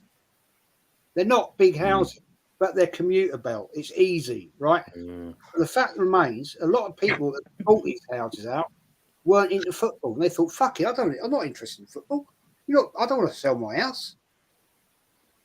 So no, fuck off. I'm not interested. Yeah. It all got rejected. And that's when the management at the time, in around about 99, 2000, 2001, they started looking. And that's when they bought Ashburton Grove to redevelop. It was a derelict industrial area. It was relatively cheap to buy. And that's when they went and bought it. And that was the demise, in my book, of the fan base of Arsenal. Because at the time, you had the solid fans around within a mile of Highbury, maybe half a mile, right? Every week, and you'd see roughly the same people. Yeah, it moved over. It became a brand as it is now. And I'm sorry to say, the Emirates is a soulless hole in the ground. Yeah, as Goonery arses. I mean, funny, Jess. I mean, you know, with Upton Park, the problem with Upton Park is they couldn't develop the ground the way you wanted to because you had Priory Road where the buses went down to the bus station. You had a block of flats the other side from the old North Stand, and then from the South Stand you had basically the service road to where the shops were. And the only bit of land we had was where the school and that was. So apparently they purchased the school and the church. And the idea was to actually turn the stadium from where it was originally to face more towards the West End, basically. But the cost was astronomical. So as Budgie said, it was much more cheaper and easier to go to a place that was kind of purpose-built. Well, say purpose-built, but adequate enough. It's virtually, it started off the same as us. You know, the London Stadium was soulless. And as Budgie vouched with what I'm going to say here, we saw fans fighting with each other. That's their own fans fighting with each other. At a stadium where they didn't want to be. I mean, I wasn't actually at the stadium when any of that happened. I hadn't been to the stadium until, well, just after lockdown, actually. So, but you know, I know about, you know, the discontent in the fan base, and and a few of my mates told me about some, you know, proper actual physical fisticuffs and, you know, threatening to do this and that to each other. I mean, it was ridiculous. But, I mean, I think by us getting the Europa League 3 seasons ago, I think by us achieving that, it's turned the stadium into more of home for the fans. I'm not saying that anybody really enjoys it there, because it's actually not fit for purpose, to be fair. No. But winning helps. And like for someone Yeah, like myself, I mean, I've got health issues, and my seat is in the last row, right at the top of the Bobby Moore upper, and it is absolutely painful to get up there, you know. But then, like, I've also got other issues where I might need to go and use the bathroom, and I've got to go all the way down to the ground floor to do that. It's honestly, it's heartbreaking for me personally. Hey, Budgie, can I ask you a question? Yeah. Do you get pains in your legs when you're walking? Yeah, of course I do. Yeah. You've got the same thing as me, peripheral arterial disease, isn't you? Oh, I don't know about that. Big I word, haven't been diagnosed with that. That's a big word. I've not heard of it. No, I've got like heart problems, and I've had 2 heart attacks now. Oh, blimey. And I've also got I've also got prostate cancer, which I'm fighting at the moment as well. Yeah. So Oh shit! you know, God bless you, dude. that's a bit of a tough dear. one. Yeah. So, but you know, I mean, with that, I've also got like issues with my bladder. So that's what I'm saying. You know, I mean, like, might get 25 minutes into a game, I've got to go all the way down to literally from row 71 all the way down to the ground, and then all the way back up again. I'm just going to ask you a question, mate, because you're the same age as me, right? Yeah. We've both abused our bodies. When you're walking, do you get pains in your buttocks and down your legs? I know, not that high up. It's always in my calves. Yeah, that's almost. Yeah, it's I know. It's almost like my calves are crying out for me to stop walking. You know, I mean, I can walk to my local pub because it's like 50 yards away. Yeah. And get to my local Tesco's, which is 150 yards away. But you know, like coming back from Tesco's, I know my legs are going to start giving me jip. Can't you get a chair, Budgie? Can't someone allocate you like an electric chair, like a mobility scooter, or something, so you can get around? I'm not trying to take the mix, but if your legs are that bad. I get what you're saying, but I also drive as well. But at the moment, my car's off the road. But you know, normally I'd fucking drive everywhere except for the pub. But I tell you, Budgie, I know exactly what it is. Sorry, I've got exactly the same as you. I've got heart disease, right?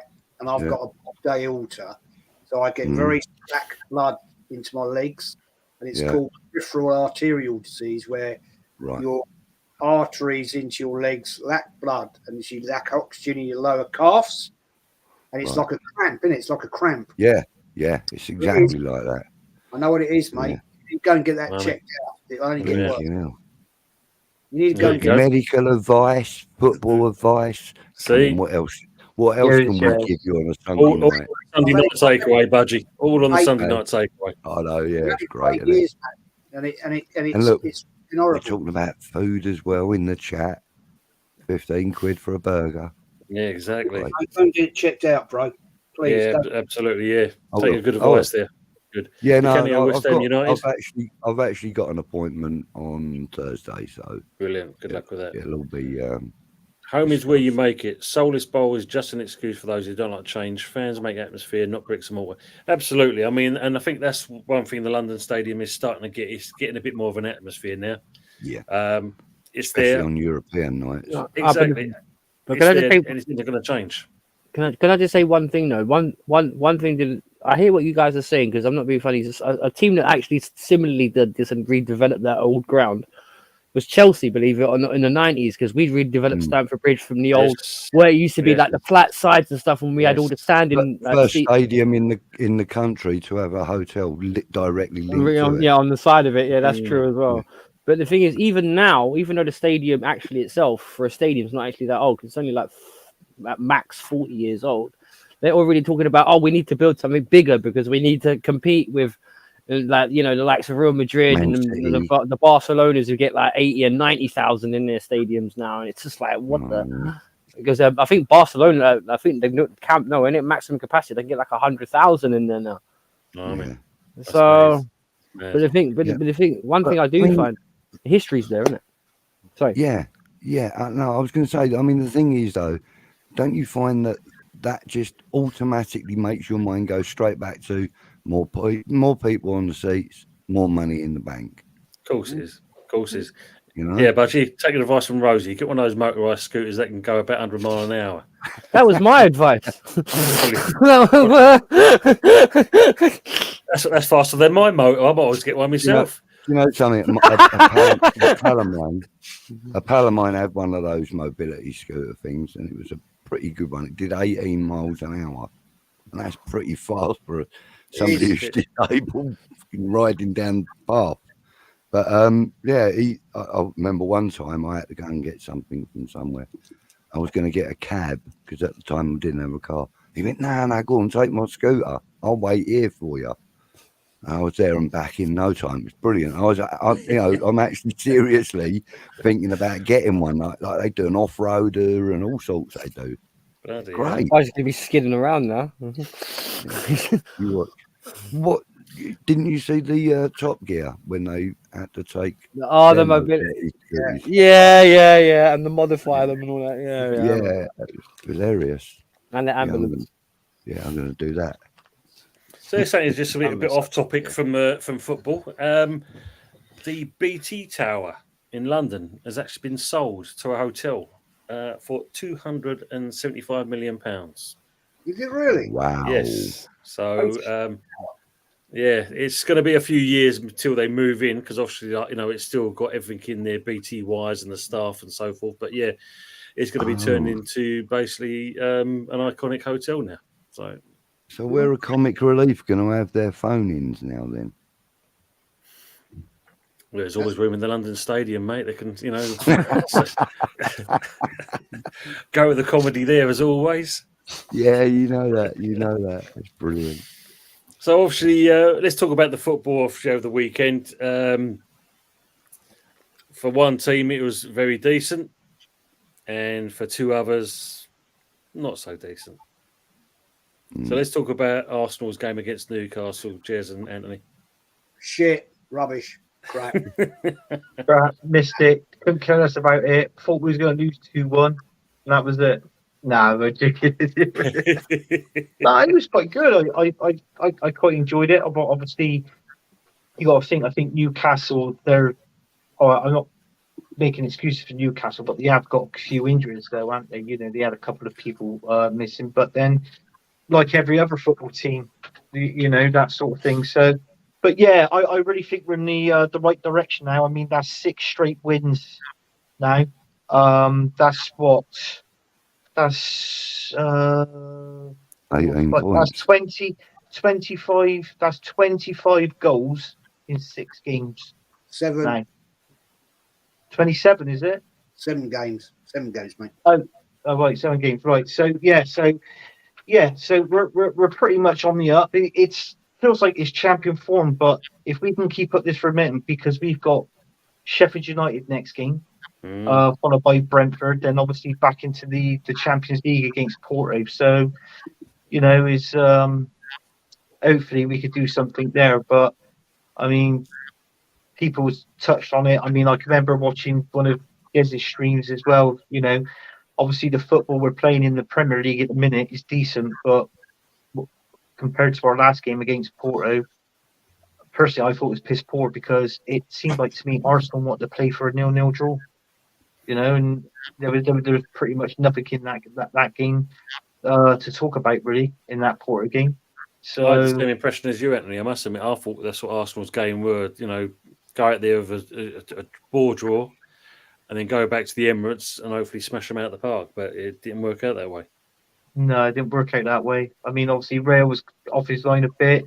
In theory, I mean, you can understand why people said defended with the mistake as well. Obviously for their goal. I think obviously Rail was off his line a bit too much, but also I've noticed as well he jumped too early, and it reminds me when a bit like David Seaman when we had Real Zaragoza with Naeem from the halfway line. So that's sort of like what it reminded me of, like sort of thing. But yeah, I mean that's it. But going back to the Newcastle game too, I was really happy about that. Obviously, it's like what I said. We got Sheffield United next. I back in my head, Sheffield United. I've gone 5-0. My prediction's 5-0 against Sheffield United. So I don't think they're capable of scoring 5, mate. I think they might just scrape 1.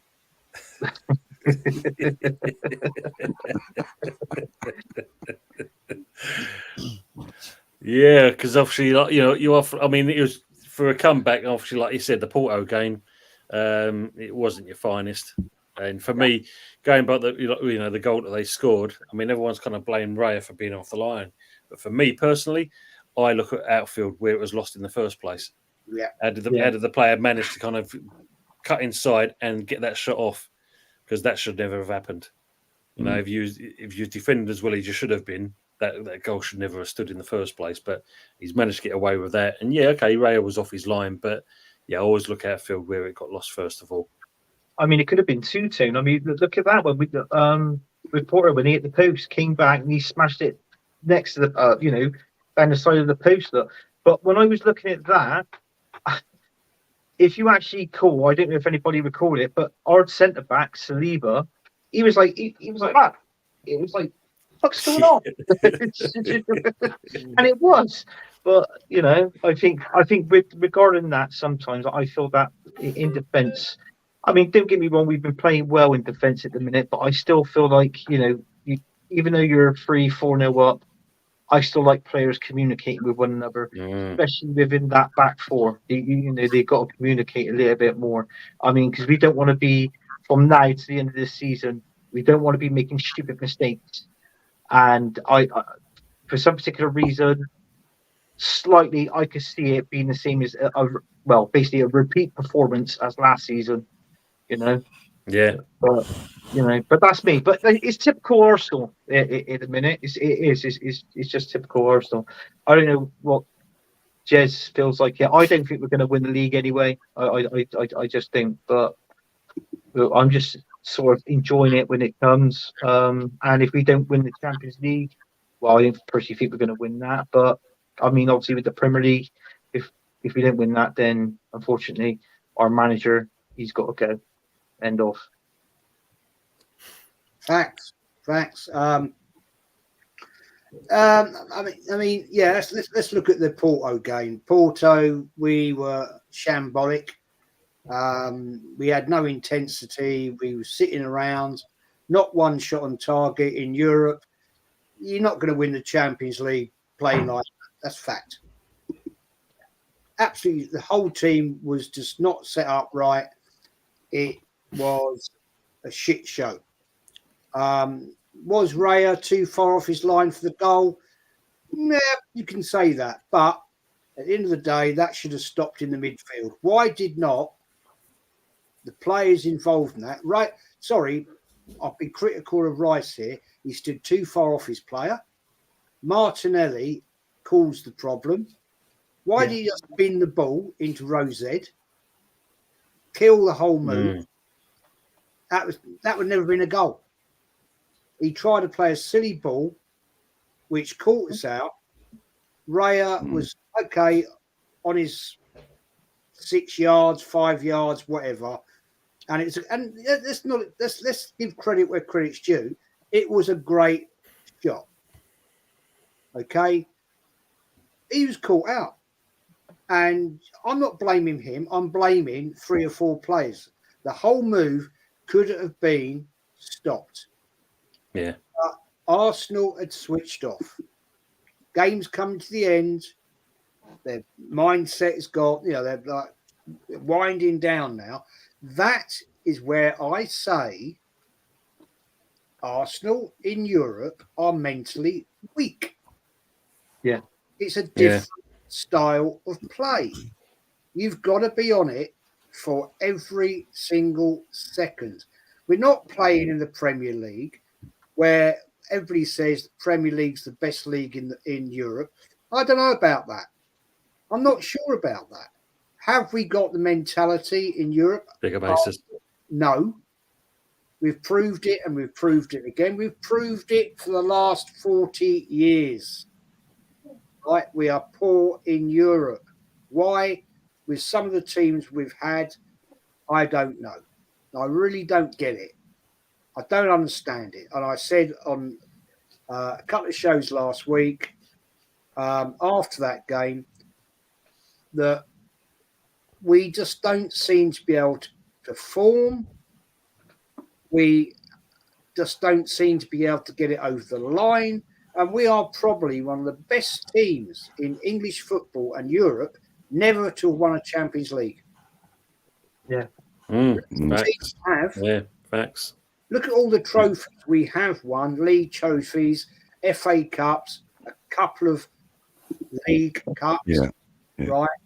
And 2 European trophies. For a team of this quality and the amount of money that they spent is shambolic. The game against Newcastle, I was surprised how poor Newcastle were. Really poor. We started off not at fast pace. I've heard people tell me that we started off at a fast pace. I never saw that. I saw us plodding, and then we built it and absolutely just played a different game plan a little bit. And then once we scored 1 goal, scored 2 goals, we killed them. And then, unfortunately, second half, we started to sit back a little bit, let Newcastle come back in the game, and that is where they came upon us, and they scored a goal. I see a comment from Arsenal Manic about Raya getting lobbed. Well, I don't think he was lobbed. It was a very quality taken header from Joe Willock. He took it very, very well. Linked up. You know, fair enough. Ray is off his line. He's coming out. Yeah. And Willock's come in and gone low, dinked the ball over him. So, yes, he was lobbed, but he was coming for the ball. And he got caught out. So. Yeah. But Arsenal Manic you're putting down there, but Raya was way off his line, Jez. He wasn't way off his line, man. He was about 5 yards. He was coming to challenge, and he got caught. Well, one thing you just said there, I think Jez has just nailed it about when he said about Rice being closer to the guy that actually takes the shot. If you actually think about, and this is me just speaking as a neutral, I'm not having no digs, let me make that very clear. But if you look at how Arteta manages Arsenal, tactics is his biggest weakness, and that's the one thing he's going to come across in Europe that he's not going to come across most of the time, where you've got people from Italy, Portugal, they know their teams and maybe not as good as yours, so they find other ways of shutting you down. Like, for example, with Porto, they played 5 at the back. Every time Martinelli or Saka got the ball, 2 people were on them straight away. At his number. They're experienced in Europe. They've played in Europe. Look, Porto have won 2 Champions League trophies, right? And they've won European League trophies. Nothing that Arsenal can compare with. They're experienced, right? And they play a different style of football. We can't be the posh country and say we have the best league in European football. We don't. We play a different style to Spain, Portugal, Italy, Germany, right? That is a different, we're all different. And, all this bullshit, people, the players kept falling over, this, that, and the other. Yeah, well, if you've got experience and you've watched how these teams play, then you've got to be prepared to play against them. Yep. And that is what Arsenal are naive in that. We know these teams are going to be falling over a bloody worm's crest on the pitch. That comment, Tony, go back to that one in a minute, please. Sorry.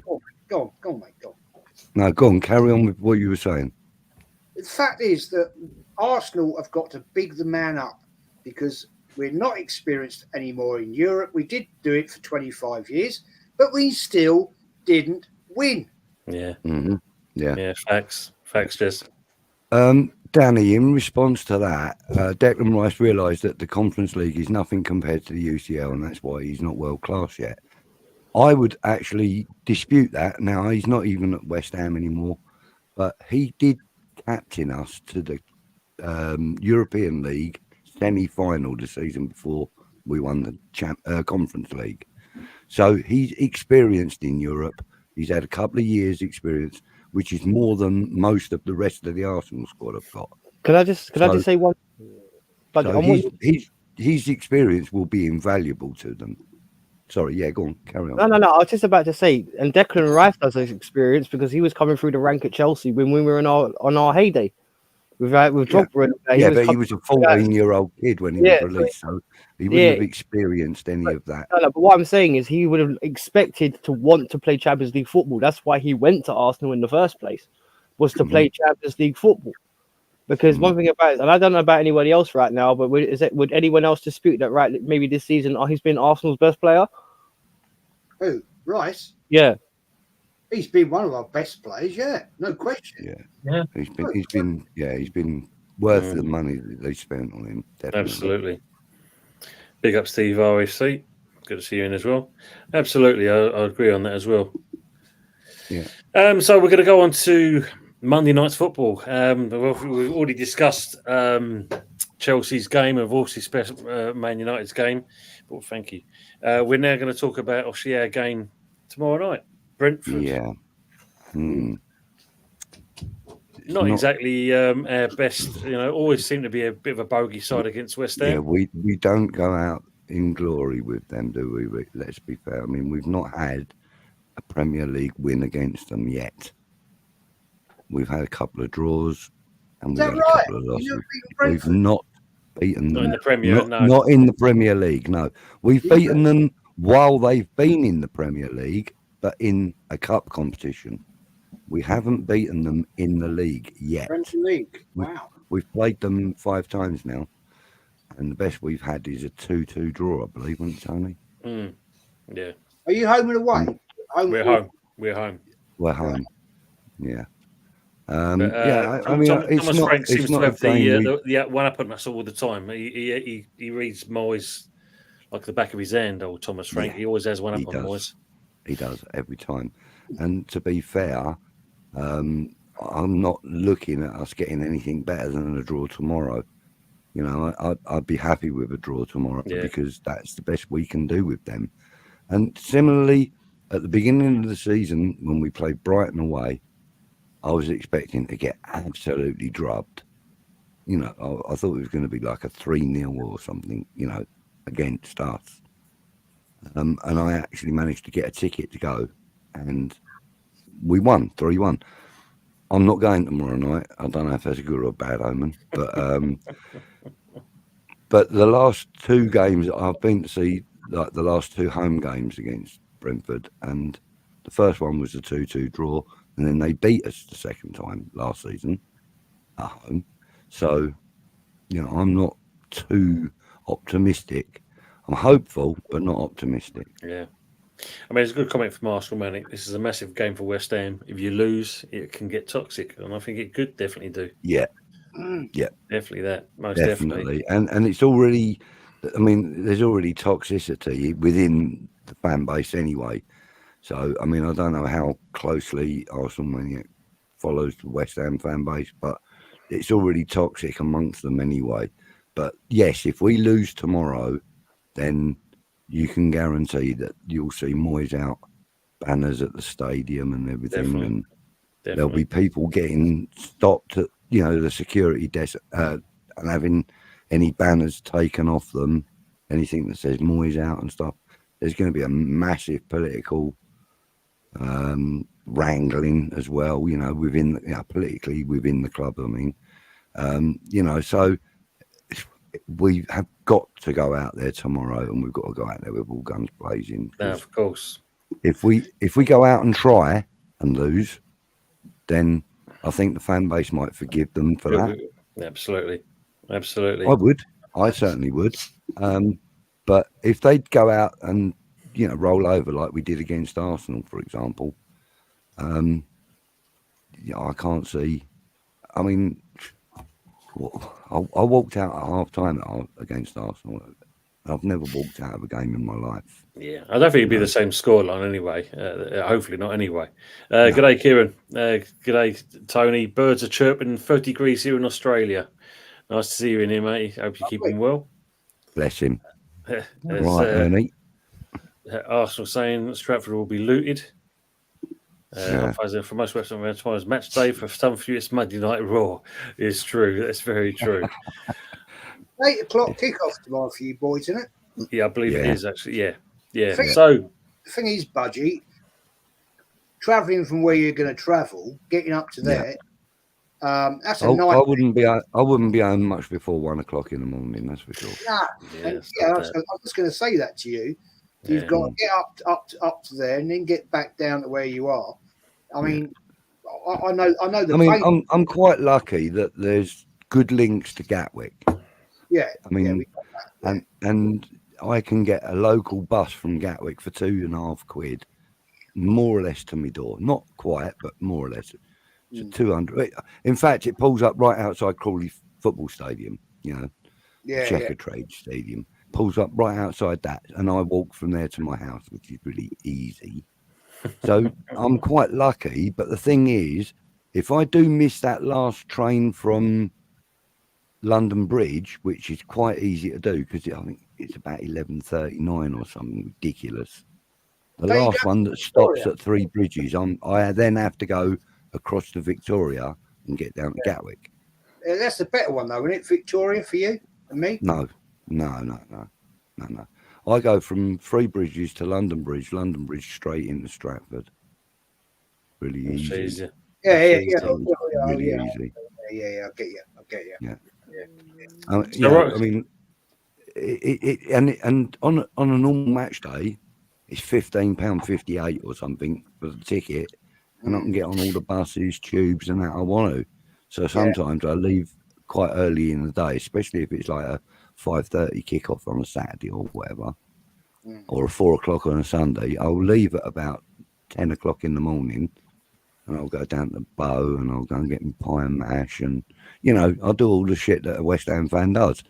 Yeah. But I mean, sometimes when it's a late game, like an 8 o'clock kickoff, and especially if there's delays, and if it's a big game, like when we played Frankfurt, for example, that was huge logistically for the police. Huge. And, they had literally 2 lines of police officers, like either side of the Frankfurt fans and the West Ham fans. They must have drafted in an extra 200 officers for that game. They must have done. Probably. Because already they have a lot of stewards and police officers, but there was just hundreds of police officers that night.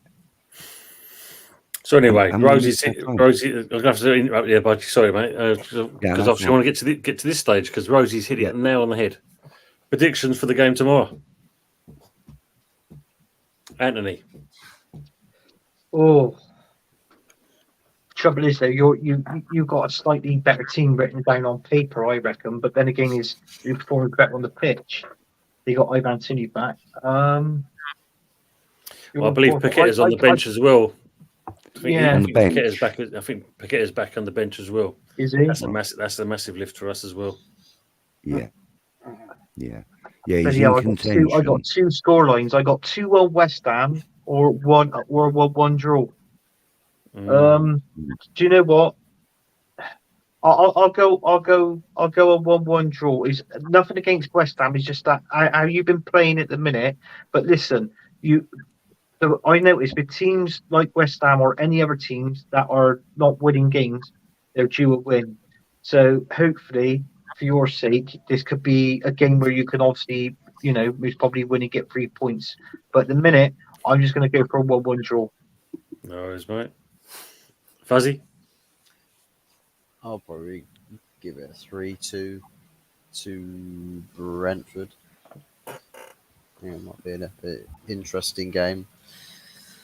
Various things will happen. It's going to be I want to say it's going to be an interesting spectacle, an actual entertaining Monday night football. You're definitely in the ugly on Wednesday for us. Well, we've got Nottingham Forest on Wednesday night in the FA Cup. Of course, Forest yes. away. Yes. So might That have should be managed interesting. Get might you manage to get two losses in 4 to 5 days or so. The FA what? What's the FA? What were you talking about? FA? Oh, What's that? sorry, it's competition that usually there's various North London clubs aren't usually invited into. But, I don't know anything about it, mate. Yeah, We don't, ask the under-21s; they might know more about it. we don't compete in that anymore. So No, that's true. That's true. Wolfie, what's your scoreline prediction? You know what? I'm going to cheer the Hammers up. I'm going to go 2-0 for the Hammers because one thing about it is I know Brentford are a tough proposition. Yeah, but I will say this: I do think Tony's been on a bit of form for them as well. But at some point, you got to go round that corner a little bit. And I do think that I think the atmosphere, as long as you guys, because you guys are always tough. Because if on your day you can be nasty, you can be technical. So we'll see. I just think it's one of those ones where, as long as you start well, I think the first goal is important because if your heads drop on the pitch. First goal's key for me, but I do think you guys will win 2-0, personally. Thank you, mate. Jez, what do you think? Yeah, I fancy to win that 2-0, mate, to be honest. I'm just very sad that we're not in it again. You know me, I absolutely love the FA Cup. I was brought up with it. Loved it. Even if we weren't playing in it, I used to love it, the whole build up on match day and all that. And now it's disappointing. I think the FA Cup is way too disrespected by teams, but I wish we were in it, but we're not. But I fancy 2-0 in tomorrow night. I'm talking about because I think that's going to have a little bit extra for Brentford.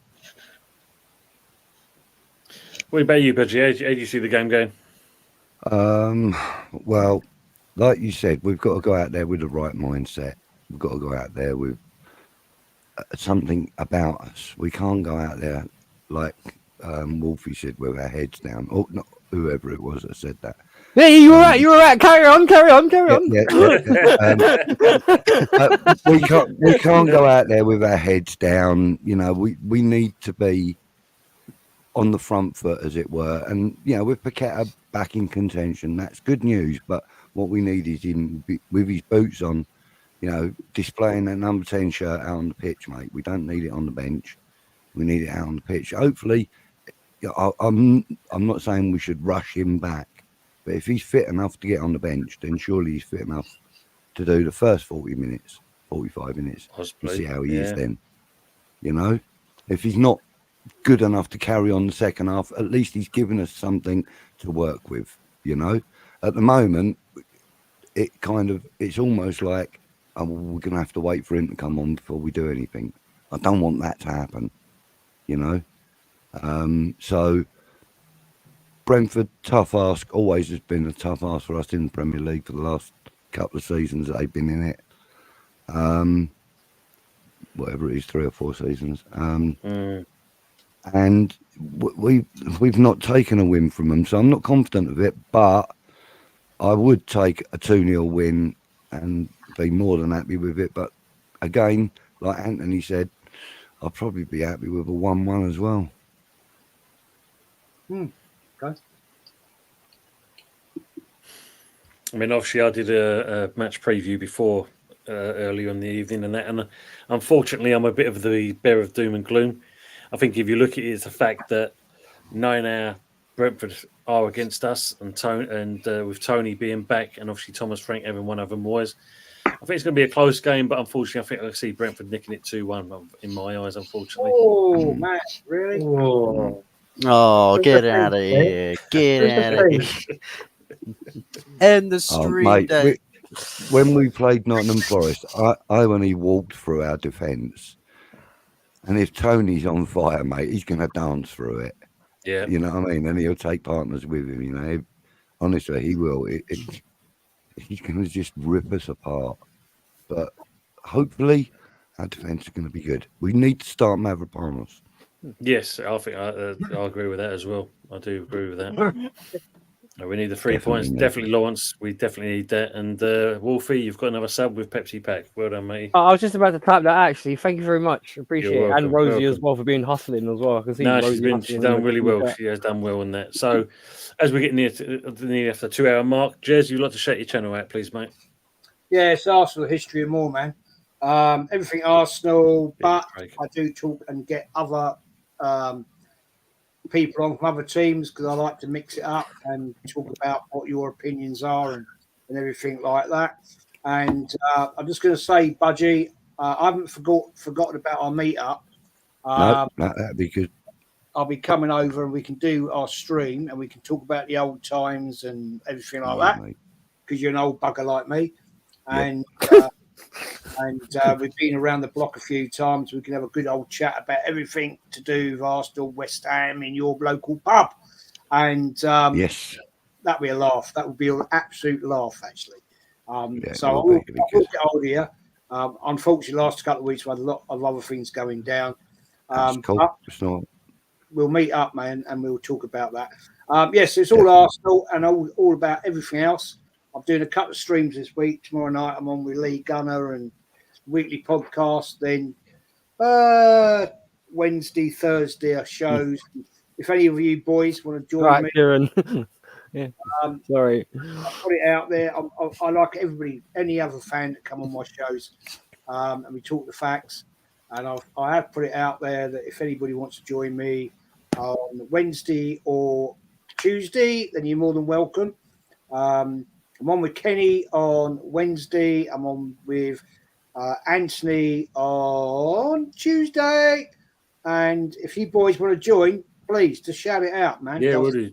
We'll be up for that if I'm around. Yeah, definitely. No Wednesday's one of my busiest days, unfortunately. I'll get you. Don't you worry. I'll come and get you. That's all right, mate. No problem. We're looking for that live stream between you and him in the pub, mate. That's what we're looking for. Yeah, that's going to be good. Yeah, that'd be a good one. That'd definitely be a good one. We'll be looking out for that one. Yeah. Rosie, I said 2-1 to Brentford, unfortunately. Yeah, Lawrence has already unsubscribed for me, unfortunately, because of the process. Anthony, you'd like to shout yourself out, please, mate? Yeah, you can catch me on Football United TV, where I used to show Gunners from all corners. I haven't done one this week. I was just been hectic in work. I want to apologise to Jez. I was supposed to be on a quiz on his show on Friday. I was delayed with work because I had to bloody do something, so I apologise. But I'll be on the next quiz, Jez, definitely. And also, I was supposed to have a show today, but the guy whose show it went well. He was ill, so the show didn't go ahead. So that was that. So we'll have one next week as well. And yeah, if you could just like, subscribe if you haven't to any of these guys' channels. Yeah, they're seriously good channels, good content. You get good people on the show, and basically they do it for you lot as well. So and Wolfie, I subscribed to your channel earlier today as well. So that was that. And yeah, big up to you all. Thanks, mate. Wolfie, you like to shout yourself out? Yeah, Wolfgang Division. You can catch these gentlemen now. I'd like to have Budgie on there as one point as well, if he's more than wants to come on. Seems like a very cool guy. First time I've met him. Thank you very much. I've enjoyed it. Big up Anthony as well, because he's been in and out of my chat earlier on when he subscribed for the cup final. He watched me go through some misery with Tony C. So like, he felt my pain, man. But yeah, you'll catch all these gentlemen there at some point, I hope. And thank you for having me on Early Doors Tony TV, welcome, and I appreciate it. Thank you for having me, and thank you everyone into the chat, man. It's been a blast. It's been nice. Thank you, everyone. Thank you, mate. Fuzzy, good self. Yeah, big ups to everybody on the panel. Big ups to everybody in the chat. It's been another banger Sunday takeaway show. And yeah, it's you find me I was 44 on the YouTube, on Instagram. Got, of course, Nottingham Forest midweek on the Wednesday. So So we'll be doing a match preview either tomorrow night or on the Tuesday night for that. But then probably at the same sort of time, I'll probably have to dual screen it. So whilst I'm doing the good, the bad, and the ugly show, I might have to be phased from maybe bad into ugly if it all goes a bit tits up against. What was wrong with the good, the bad, and the say. fuzzy? By the way, what was wrong with the good, the bad, and the fuzzy? Because I thought that had more catch to it. I think it's on the basis that it's 3 interchangeable positions, like between the 3 teams, so that an Arsenal fan could be in the ugly, a West Ham fan could be in the ugly, or a United fan could be in the ugly, and it's a rotationary thing. And if it's just one that belongs to fuzzy, it's just like I'm just above everybody, I'm just exempt from everything else. So got to have it. You got a bottle of Trifecta, champagne, the holy trinity of football in YouTube. But man, it's been a blast of a show. I've really enjoyed it. And, good mate. Big shout out here for the disabled team. Good evening, everyone. Make sure you subscribe to this guy as well, and that great fella does good content as well. Yeah. Can I just say, big up to Rosie. She's promoted everybody's channels tonight, and bless her. Yeah, and I will be going over there and subscribing to Rosie. Absolutely. And make sure everybody that's in there, smash the subs up on all the channels for everybody that's here. It means a lot. Smash the likes because it really helps the algorithms. And it's been a great show. And I have to say, great host, great guests. And big up to you, Tone, because your channel's doing so well, mate. Thanks, and, mate. It's good to be able to sit here and talk to an old bugger like me with Budgie. He loves to get that one in, doesn't he? Hey? He's not alone. Wait, I'm trying to pull it. And Things, mate, go back in time. So I mean, you know what I'm saying? It is what it is, and it's great. It's great. This is one of the best shows I look forward to in the week. Honestly, see, I mean that. You know what I mean? Cheers. Appreciate that. It's a great show on a Sunday night at 8:00. No, thank you, mate. Thank you.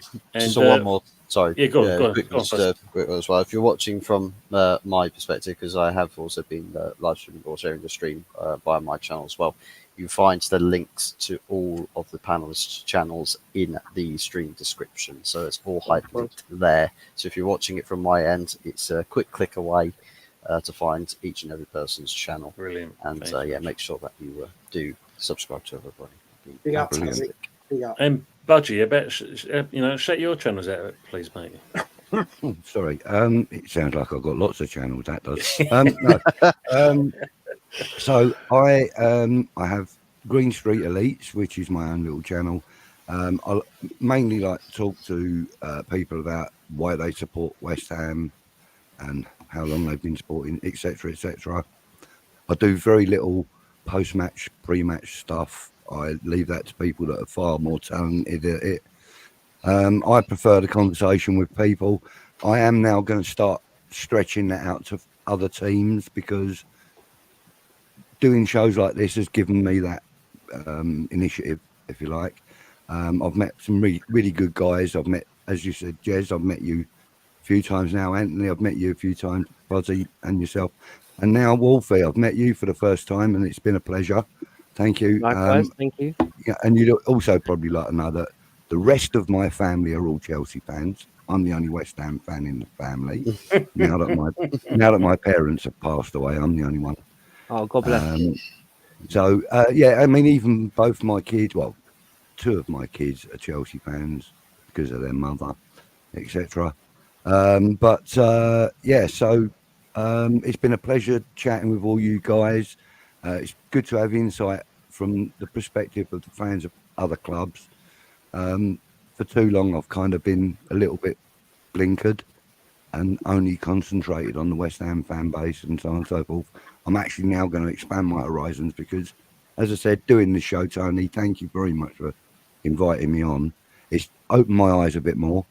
And you know, I haven't been streaming it because I'm not technically gifted enough to be able to do it. You saw the problems I had at the beginning of the stream, and that's just because I touched my microphone and everything went off. So I get the same thing with my webcam, by the way. I touch the wire and it just blows up. Yeah, it's that. Yeah, It you've had it then, explodes. haven't you? Oh, look, Budgie, I just subbed to you, Budgie. I just subbed to you. Thank you, Pepsi Rosie. Packers. Yes, thank you. Yeah, and thank you. And I will get to all of you guys and subscribe. I think I've already subscribed to you, Jez. I can't remember now. But we'll get to everybody's because I'm just not technically that good. So I get my kids to help me. How do I do this? How do I do that? But I've got 2 fucking laptops. Oh, ridiculous. The irony, eh? I know, 2 laptops and 2 phones, and I can actually do a 4-screen thing on my StreamYard just on my own, just to test out backgrounds and things. Of course. Ridiculous. Rosie's put you on the spot here, Budgie. She's saying, make or break question, which Scottish team? Oh, now there. See now, right? Okay, I have to say Kilmarnock. Sorry, but that's my Scottish team. Yeah, because one of the first games that I went to on my own, I was actually with a couple of guys that were from Kilmarnock, and they were Kilmarnock fans, and they were actually at a West Ham game because they were staying in London at Upton Park, and I was standing next to them, and you know, I hadn't really given Scottish football too much thought. I was only about 13, and so these guys were Kilmarnock fans and said to me, you know, oh yeah, you should come up to a game. I was like, yeah, 13 years old on the train to Scotland, yeah, it'd be great. Yeah, I got caught at the bus stop. It ended tragically. I got caught at the bus stop. I got caught at the bus stop, yeah, I did. Did you run off? No. Never ran off from my dad. Never laid a hand on any of us kids, actually, my dad. Never did. But it was just, we had respect for him, you know, and like he said, get your ass over here and get home. You got your ass over there and got home. Simple as that, you know. There was never any threats of violence or, you know, no pocket money or nothing like that. He just didn't need to do it. My dad just had respect from us, you know. So yeah, it was great. I had a good childhood, really, to be fair. She's unsubscribed for you, Budgie. You know, she can't stand that you've said what you said. Oh, no, who does she follow? Oh, Rangers, isn't it? Yeah. Oh, babe, sorry, Rosie. I am so sorry. I'm so sorry. Lady Penalty herself. Exactly. Anyway, I mean, a big shout out to all the people in the chat, as you said. Like, you know, without them and that, they don't make the show what it is. No. And obviously, Rosie, been a legend today. You know, doing your modding and putting people's channels out there. Great work. You know, very happy. Absolutely. And I think everyone's going to be going over to your channel, and we'll definitely be giving you a sub as well. So we're now into 2 hours and 12 minutes. It's surprising how much quickly it's gone. Yeah. And basically, we're out. So thanks everyone for being in the show, and for my panelists, as always, it's been a pleasure. And we'll see yourselves out. See you next time. Take care for now. Right. Take care.